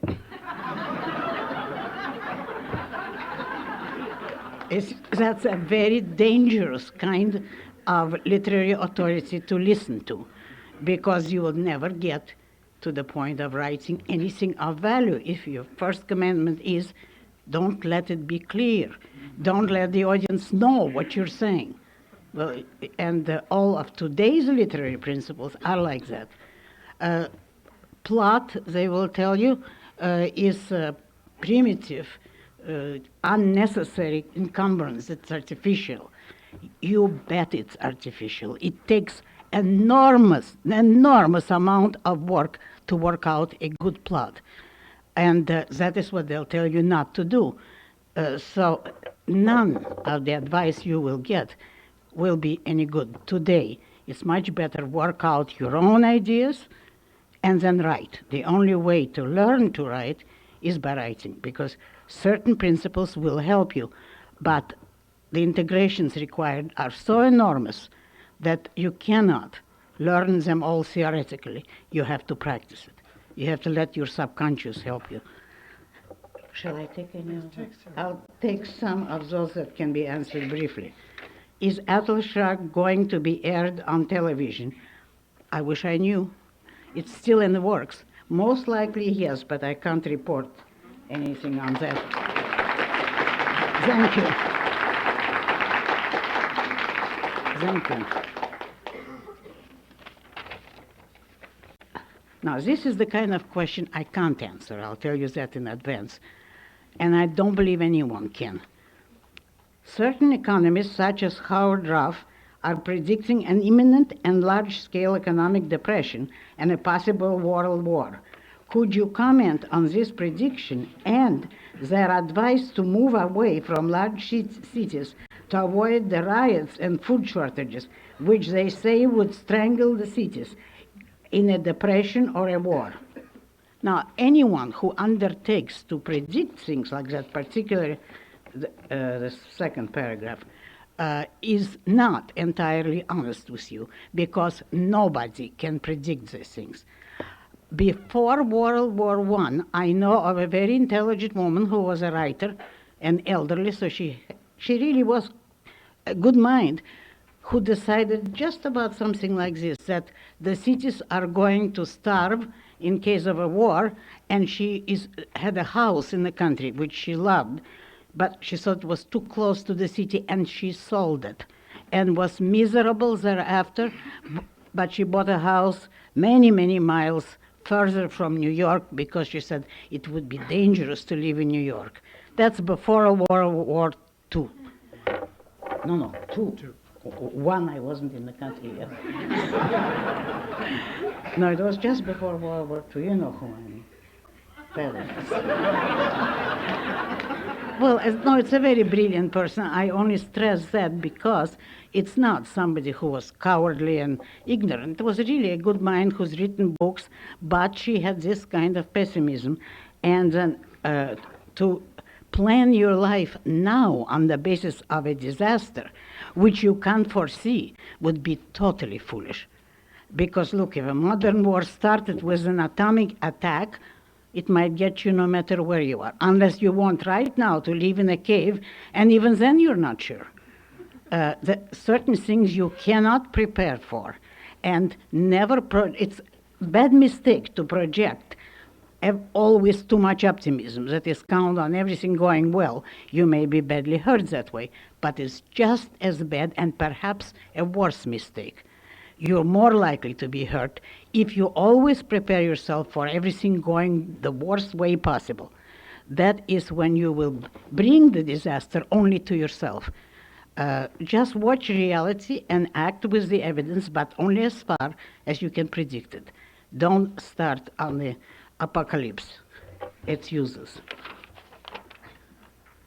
Now, what would be the proper course of action for the U.S. in the Iranian crisis? How should we go about getting the hostages back, our hostages back? Never to allow a country to get to that situation. It's certainly the fault of our foreign policy, and at present, there's nothing they can do that's going to be right. It's too late. If you want my personal opinion, and that's dangerous because it's an opinion, I'm not the president and I'm not in government, but just as an observer, if they didn't march with force the first or second day afterwards, anything they do after that is no good, and it will take us years to live it down. What have been your day-to-day attitudes toward your writing as a job? I don't know what the question means. The day-to-day attitude is that you have no right to anything except to run to your desk. And you have no right to breathe, you have no right to live. That was my attitude. And you stop only when you're absolutely ready to collapse. It's the nearest that I can describe it as is you're pregnant. Because there is something alive that demands priority over everything, and it will be there, whether it's an article or a novel like Atlas Shrugged, which took 13 years altogether. You're under that pressure constantly, and that pressure gets first priority over every other concern. I don't know whether that's what you meant by my attitude, but that's all I can tell you. Shall I take one of the longer ones? This one just amuses me. Jane Fonda, which has been mentioned with some form of mockery, in my opinion, and that of thousands, is communicating and taking interest in spreading her beliefs to others. Do you dislike her ideas or form of communicating them? Both, of course. If you saw her on Tom Snyder's, what is the name of that? Oh, it was Primetime Sunday, now it's Primetime Saturday. They had a very good segment about Jane Fonda and her husband going across the country, attacking nuclear power and a few other sundry things such as businessmen. She, in answer to two different questions, this lady answers, I don't know what I'm talking about, I just feel it. I am not a thinker. I need to be led, and I follow, well, she follows her husband's lead, and I don't know who else. But she implied that it's outside authorities that determine what she says. And though I don't trust her exactly, I would say that she's telling you the truth about that. Her presentation sounds like it. And, of course, as to her ideas, well, this is not the place to ask whether we agree with her ideas. The answer has to be no, but more emphatically that I could say without going into obscenity, which I don't approve of, or breaking this microphone.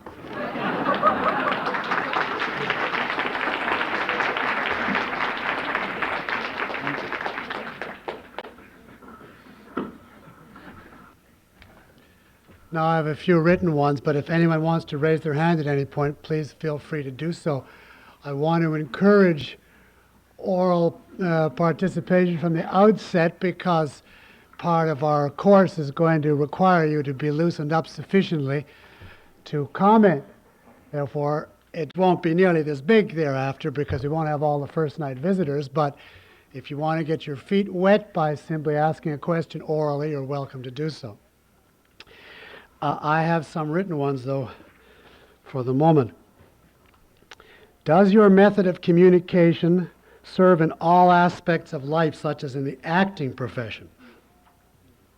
Well, no, it wouldn't serve in the acting profession, because acting is not the type of communication that I was talking about in this course. This course is how to present ideas in your own words, clearly and convincingly. Now, in acting, you're taking a script written by somebody else entirely, and the question is how to make it real, how to bring the character to life, and so on. Now, in the very, very broadest terms, there will be some common denominators, but this course will not make you a better actor, if that's the question. It's specifically how do you present ideas, intellectual, philosophic ideas, abstract ideas. Acting is a different, much different type of thing. And then the questioner goes on, do you ever feel you have imposed yourself on any individual? Now, by itself, out of context, I would have no idea what that meant. But coming as it did after the acting question, I could only take it to mean, do you ever feel you're acting when you present ideas and in effect put things over on people that you don't really believe? If it doesn't mean that, I can't guess. This is an example of the role of context. And from that, I can only guess in which the answer would be. There's only one way in which I would recognize acting in communicating. And that is if you're giving a subject that you are actually bored with from sheer repetition, but you have to give it again, there's a certain way in which you can throw yourself into it and project an enthusiasm which you do not actually experience in the moment. And there is a certain kinship to acting in that, in the sense that you are recreating for the audience your initial enthusiasm, which you do not now experience at this point. There is a certain type of acting in that, which we will discuss when we get to oral presentation.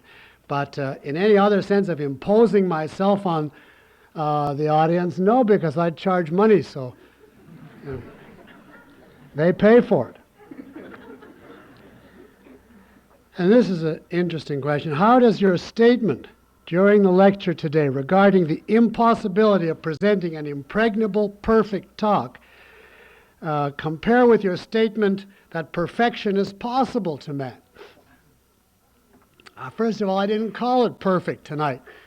Whoever asked this question did. I said impregnable, unanswerable, invulnerable, but I didn't say perfect. You supplied that estimate. Now, it is true that objectivism holds that perfection is possible to man and to each of his endeavors, but it also holds that perfection is contextual, and that what constitutes as perfect has to be defined in any given endeavor according to what is possible. My point was you cannot define perfection in presentation in terms of totality, impregnability, covering every conceivable aspect, because everything is limited, including the presentation. But given a specific context, a specific audience, a specific theme, you can give a perfect presentation. There are many such possible on the very same theme to the same audience, many variants. They will all be perfect by what standard?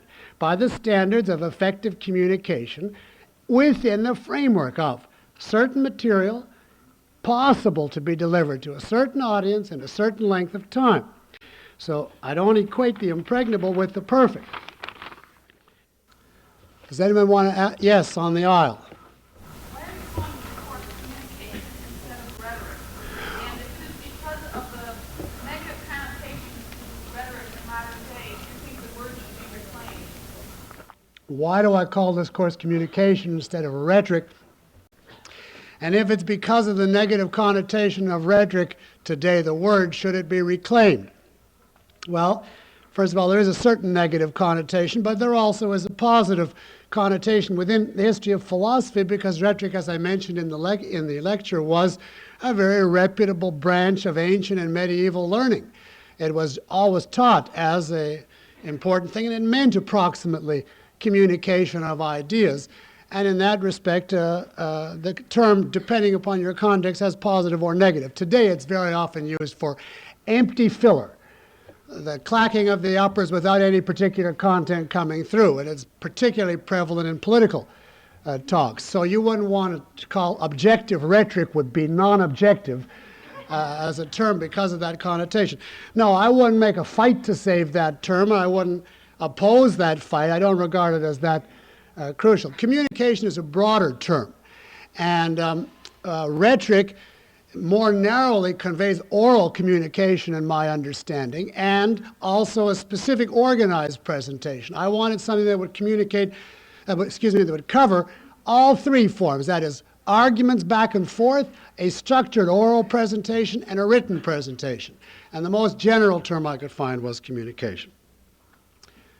Yes? I'd just like to ask a couple of practical questions. One is, how long do you plan these lectures to be, and how many people do you think will be actually attending your course? Well, I don't have a body count at this moment. There'll be fewer than are present tonight in terms of the number. That's all I can tell you. It's a 10-lecture course. Each lecture, including the question period and discussion, is 3 hours. You can get that information at the back. It's all printed. Do you want to take some now then? Okay. I think the word was okay, I just no. This? That's mine. Okay. And This is that's now, since I know the lady who wrote this, so I'll answer it. If I didn't, I wouldn't have. But this particularly was so, you looked so interested, generally, that it's inspiring to anyone speaking. You have been critical of the libertarian political movement. Do you think that libertarians communicate the ideas of freedom and capitalism effectively? I don't think plagiarists are effective. I have not read anything by a libertarian and wouldn't, since, I don't know, wherever they started, when I saw their first issues, it was my ideas badly mishandled, bastardized is the real word, that is the teeth pulled out of them and no credit given. And I didn't know whether I should be glad that no credit was given or in the form in which it was presented, or disgusted.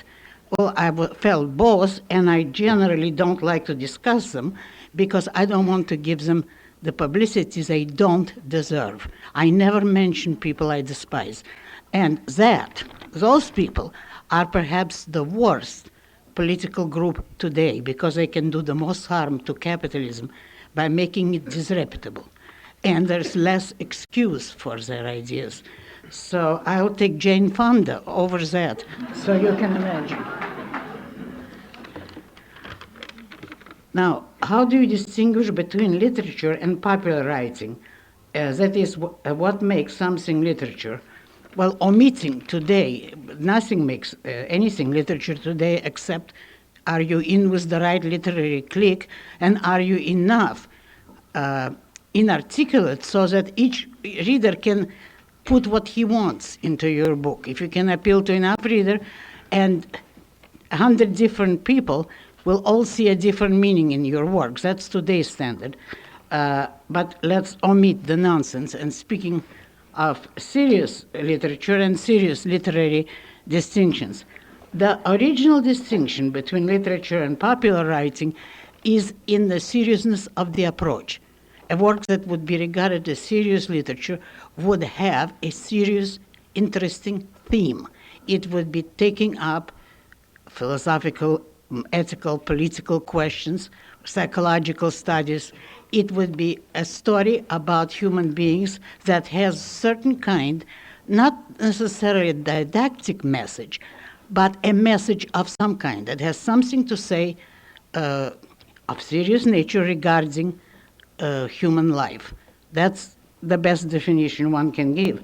Whereas popular literature will be superficial. That's the main distinction, is that it would have no serious ideas, no serious theme, and at best would have good plots. Now, plots are a very important element of literature, but even the plots in popular literature are not too original. They're just used to be fairly skillful, so that popular literature can offer you light entertainment without touching on any serious themes. Today, however, the popular literature is so much better than the serious literature from every aspect I mentioned, that there is no such distinction, or else it has been almost completely turned around. Popular literature, specifically detective stories, are much more serious and written better than what passes for serious literature today. However, when I say today's popular literature, I must confess that I don't mean today's popular literature. I mean Agatha Christie and Dorothy Sayers and the writers of that period. The period between the two world wars was particularly rich in very good detective stories. Incidentally, detective story obviously needs a conviction of a rational universe, because it assumes that everything has a reason, that the detective has to figure out the cause, and that the good or the just will triumph in the end. Well, you couldn't ask for better and more serious base, and there is no serious writers today who, present company accepted, who hold these ideas. And in popular literature, it's the older writers who are now dying or dead. They really made a high art out of popular literature. Today, nothing is high art. Someone, you all right? Whoever was first. About science fiction. You like that as an art form? What did you say? Science fiction? What? What do I think of it? It's very seldom good. Again, it's the older science fiction used to be original and sometimes interesting. Today is just junk. And the reason I don't, it's a legitimate form of literature. Some people can be good at it. But the reason I don't like it, it's too freewheeling. You can invent anything you wish and say that's the science fiction of the future, and they go too far that way. That is the reason I ignore that particular field. Yeah. There are other self-improvement courses besides this one, and I wondered what your opinion was on the value of some of them, and which ones are valuable, in your opinion, and which ones are not to us as an individual. Courses in self-improvement? Self-improvement, specifically S. Now, come on, are you kidding? I'll repeat the question. In courses of self-improvement, are they valuable or are they not? And would I name them? And as an example, the questioner asked, for instance, est. Well, I don't know where to begin answering you because it's really a dirty joke. And that's all it is. And some people enjoy it, period. I don't believe in courses in self-improvement. The only course in self-improvement that could do you any good is one of philosophy, if you took it. The rest is up to you. Nobody can teach you to improve yourself. Yeah? On Channel 13 in New York, Milton Friedman is presenting a program called Free to Choose. Deals with the free market, his view of free market capitalism. Yeah. If you have seen it, could you comment on it? Milton Friedman on Channel 13 is presenting a program on his view of capitalism. If I've seen it, will I comment on it? Yes, I've seen it, 5 minutes of it, literally, and that was enough for me because I know Milton Friedman's ideas anyway. He is not for capitalism. He is a miserable eclectic. And do you know, incidentally, what he objects to objectivism on? On what ground he does? He is an enemy of objectivism. We bring morality into economics. Economics should be amoral. Well, look, I don't always like what Channel 13 puts on, but they have much better things than that. The circus, for instance.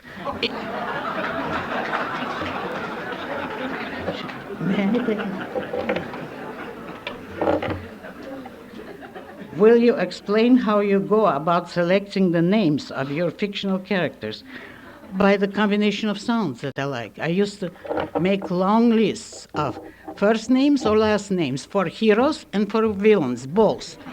And certain combination of sound I like musically, and I select those. You'll notice that all my characters have certain combination of sounds that are the same. Now, I didn't name Rourke and Reardon deliberately to begin with an R. That was pure accident. But you see, I like that sound. So, and I certainly are not named after any real people, no. Now, would you please explain briefly how you apply the principle of the Crow epistemology to the presentation of ideas in your novels? Could you give an example of a violation of this principle in a novel? If you mean in one of my novels, no, I don't think there is any violation, unless very often I hear of children, high school students reading Atlas Shrugged. Now, it might be entirely too much for them, because then every page would call on knowledge which they don't have. So it might be too difficult for them, which is an example of Crow epistemology, but then I didn't write it for children. Now, how do I apply that principle? Well, very simply. I think you even mentioned, Dr. Peikoff mentioned that as an example. By the time I come to an abstract speech, I have given you all the concretes that would be required for you to know to draw a particular conclusion. And then I draw the conclusion. So that I give you enough concretes and at a certain pace so that you don't have to take the whole theme all at once, which is why Atlas is so long. But it's precisely by giving you certain concretes and showing you how they work out before I explicitly and at length mention the abstraction on which it's based, on which those concretes are based. That is how I observe that principle. Now, oh, okay, oh, please. In view of the writer's pregnancy you referred to and the priorities that it demands, could you give advice to a husband of an author how you and Frank O'Connor enjoyed such a wonderful life together in view of those priorities? In view of what? Your writing priorities, but being such a... Oh. I have to, would you repeat it, Leonard, if you can? The question is, in view of the demands of a writing career, could you give advice to the spouse of a writer to show how harmony is possible? On that question, I really can't answer except by referring you to Frank O'Connor, who unfortunately died very recently. That was his accomplishment, not mine. He was overly conscientious in not disturbing me and letting me work late or keeping any odd hours because he had such an interest in what I was writing. We were really, I would say, spiritually collaborators. I have always told him I could not have written without him. He denies it. He thinks I would have broken through. But I know too well, and perhaps that's the only tribute I can pay him with my readers, that it is impossible to hold a benevolent universe view consistently, the way I had to hold it, to write what I have written, and to project an ideal life when the actual life around us was getting worse and worse, when it was all going in the direction of Ellsworth Toohey, and I was writing about John Galt. I couldn't have done it if it weren't for the fact that I knew one person who did live up to my heroes and my view of life. He gave me the benevolent universe that I write about, and that is how we combined it. We were married over 50 years. The last anniversary was 50. Thank you.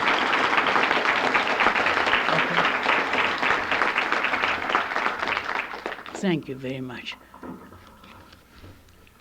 still have some written. Not important. I'll see what they say. I have a few brief written ones, but I'll take it oral if you have any. Yes. I don't have any recommended reading list, no. I'm giving it straight from my experience and my knowledge of objectivism. Yes. Then you teach your courses at school? Well, I have taught. I'm not teaching at a college at present, if you want to know the name. When I finish my book, I will. Which brings me to this question, which I usually get away from answering till the last, but this was asked several times. Where does it stand? I'm really very near the end.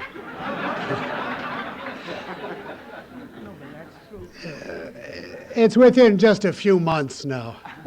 I hope to be able to give you more definite word even before this course is finished. Somebody else. At the very on the aisle, yes. This is to both of you, but I hope Ms. Randall can answer the question also, like you in terms of the microphone. What type of political organization, political activity, if any, would you and Ms. Randall consider optimal in the advancement of capitalist or objectivist ideals?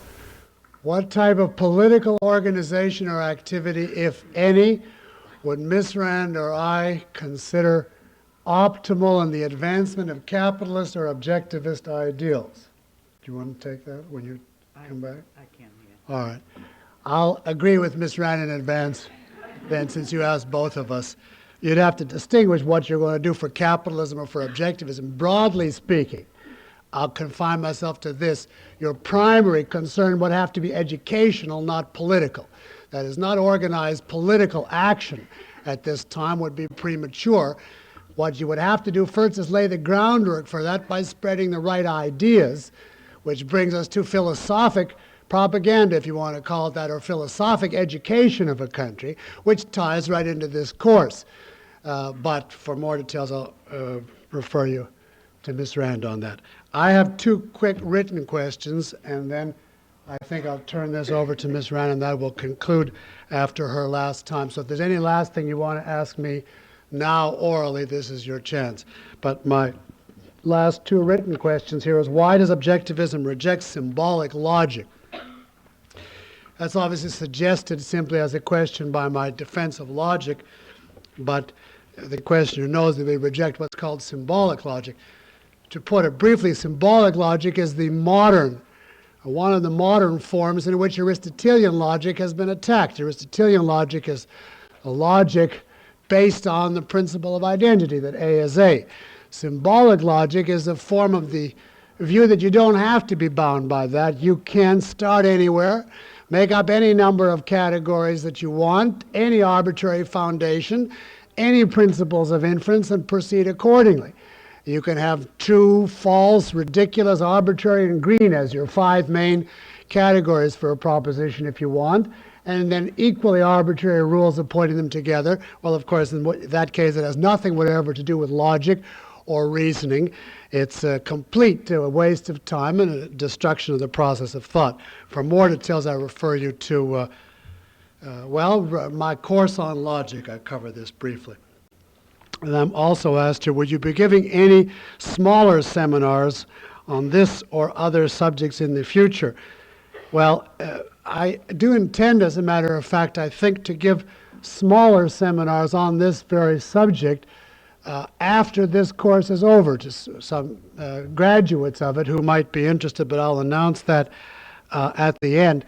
I want to add one thing, though. It occurred to me after that the person who asked how many people are going to be in this course might have wondered how, had a practical reason for asking, namely, is it going to be very small and intimate one-on-one discussion or what? So I better disabuse you, there's over 200 in it now, and I don't know, there may be more still, so whoever asked that question, I can't give you an exact figure, but it's definitely over 200. So there's a certain limitation on the intimacy. That's possible. Does anyone have a last oral question for me? Yes? Social problem is motivating old people in the philosophical profession.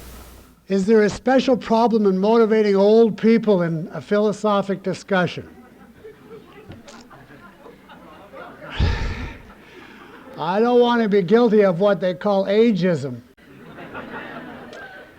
I know old people who are enormously active and enthusiastic and interested in philosophy, and I know young people who are incredibly bored, dead, mentally passive. You couldn't get them to move a brain cell under any circumstances. So there's no absolute. What is true is that it's a general tendency, with many exceptions. Younger people, if they haven't been completely corrupted by today's education, are usually more open to ideas because they're not yet set. They still have a certain hope and enthusiasm, the better ones among them. And therefore, in their late teens and early 20s, usually you find people are most open, susceptible to thinking of philosophic issues and changing their views and accepting ideas.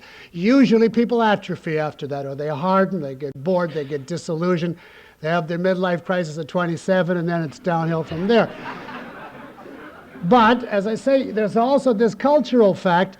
Sometimes the modern kids have been so corrupted by drugs and the whole culture and so on that they're hopeless to reach, in which case, if you find somebody older who has a recollection of a time when there was grammar and so on, you can do better philosophically. So it depends on your particular audience. Well, I will give Ms. Rand the final period now. Thank you.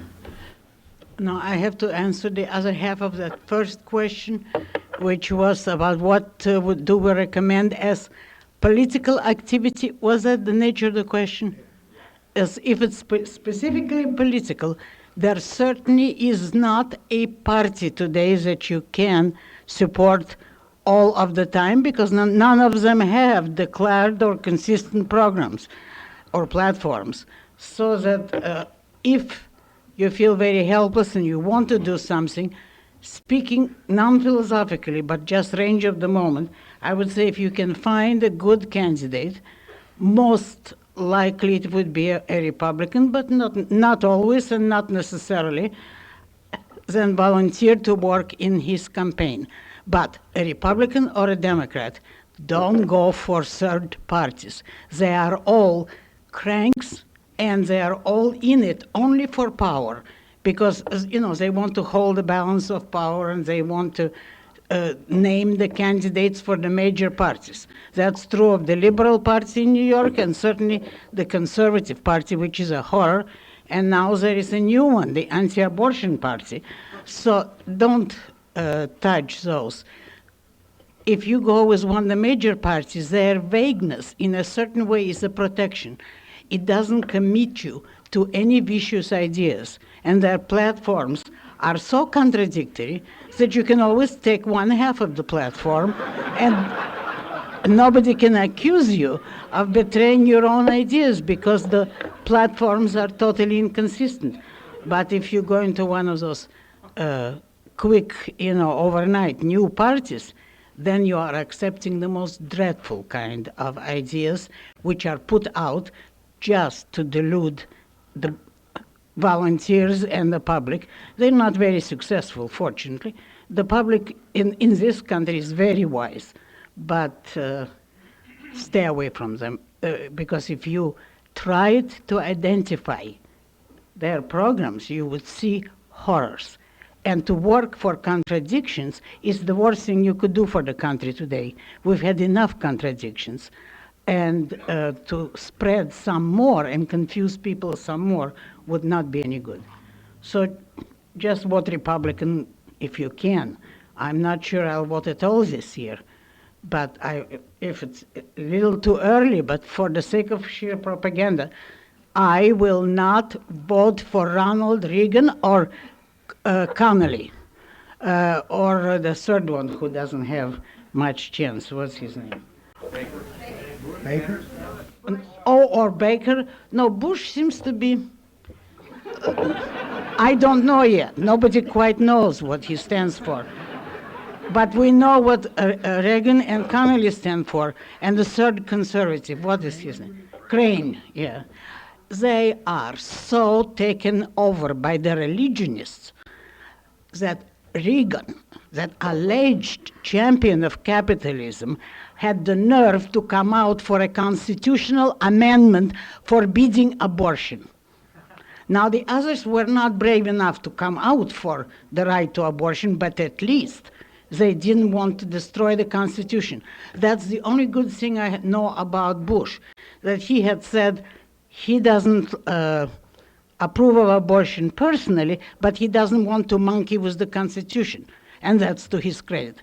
Because, of course, I regard abortion as probably the most important issue, because the anti-abortionists have such evil motives, because they have no interest in human being, only in embryos, and because they want to tie down a human family to the reproduction of, an animal farm, just breeding purposes, because, if you're conscientious, you cannot bring children into the world without giving them priority, and that means you can't have any ambition, any personal life, nothing. You're particularly if you're not very rich, you are tied to the most cruel kind of drudgery.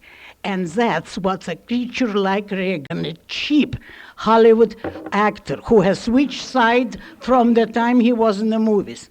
He was an extreme liberal, then he went extreme conservative, and now he's kind of going back to where he was at one time in Hollywood, sitting on every fence, being the extreme middle, as they called in Hollywood. Yeah. And here he comes out for his right to dictate to young people what they're going to do with their life. Are they going to have a chance at a career, or are they going to be breeding animals? I cannot communicate how despicable that is. So if I have any influence on you at all, think it over. But if you want to do me a favor, don't vote for that one. Thank you. I have a few brief ones here. Should one always have a fully developed idea of what one intends to write before starting to write? I think anyone here can answer it. The answer is God, yes. Can writing properly be used as an art or in developing the idea, or to help as an aid in developing the idea? No. Although writing does help you very much in concretizing an idea, particularly nonfiction writing, but fiction too. You learn a great deal in the process, but you learn the extras. If you don't know what you want to write fundamentally, don't bore your audience. Your attempts should end in the wastebasket. When you put something on the market, you have to know what it is that you're saying, and you'll have to know it before you start working. Now, how does one translate the desire to write into the will to write? That's a psychological question, really. But a friend of mine who was reading this with me wrote under the perfect answer, try hard.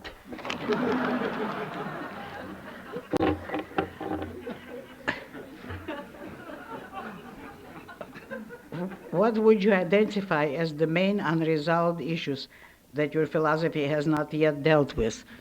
Not many, but a technical one, which I would like to formulate, but whether I'll ever get to it, I don't know. And that's the principle of induction. How properly to think inductively. Because deduction, which is predominantly used in philosophy, is a very dangerous kind of procedure. And we need a proper statement of induction. Aristotle gave some leads towards it, but there has been no unified, single presentation of the subject. If I don't die too soon, I would like to do it, but it's a hard job. And now, will you comment on your education in Russia with respect to how well the various aspects of that education prepared you for your career as a writer? Nothing in Russia prepared me, nor in this country. As far as writing is concerned, I did it myself, and that's why I don't believe in innate talent. You're not born a writer, you have to make yourself one, but you don't have to wait for educational influences either. The only credit I can give to my education, which I think properly belongs to her, anyway, that's the only impression I know that remained with me, was a teacher in high school. And it was not the last year in high school, it was something like about 3 years before the end. I was, I think, about 12, or between 12 and 13 at the time. She gave us this kind of assignments in class. This was not a class in writing. It was what here would be called English, and there it was called Russian. You know, the general...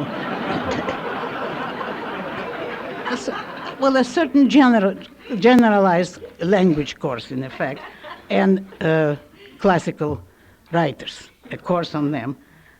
She made us read Eugene Onegin, which is, you know, a novel in verse by Pushkin, who is a very great Russian writer, but untranslatable.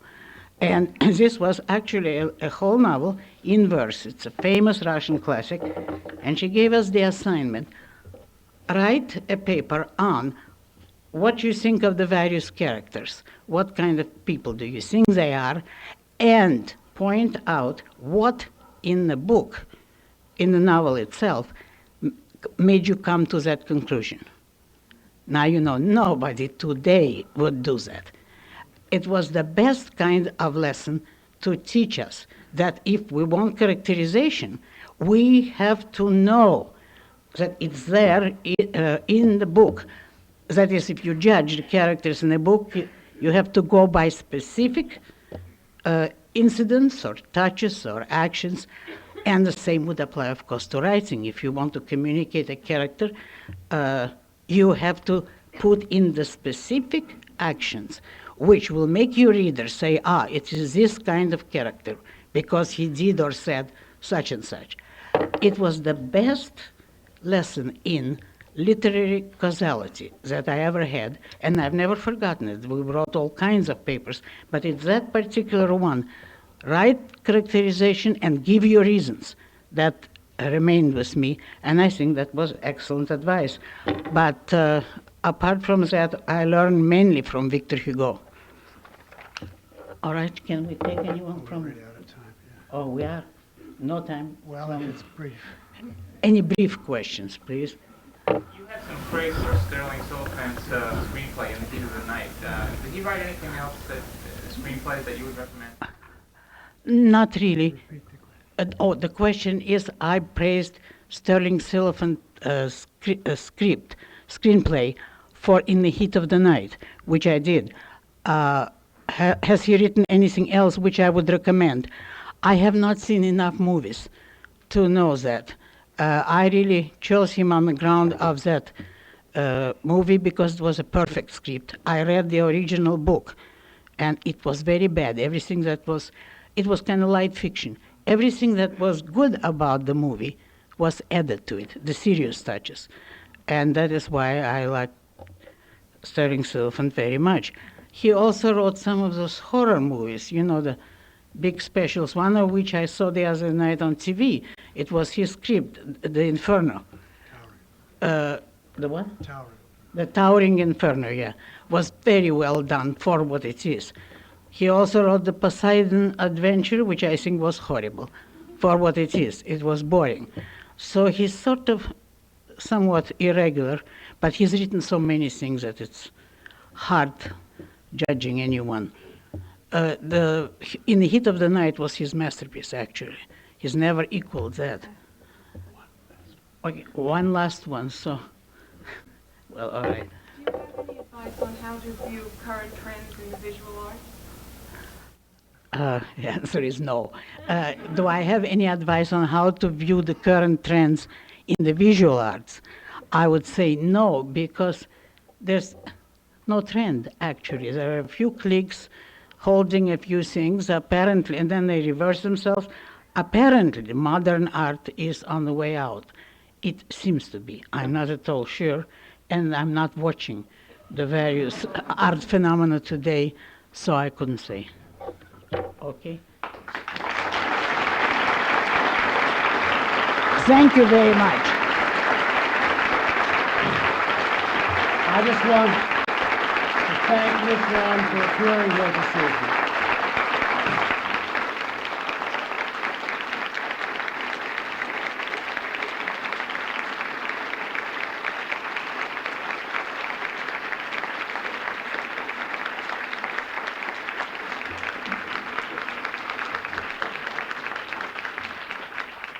Thank you very much, and thank Ms. Rand again for appearing this evening, and I will see you next week. Thank you. Good night.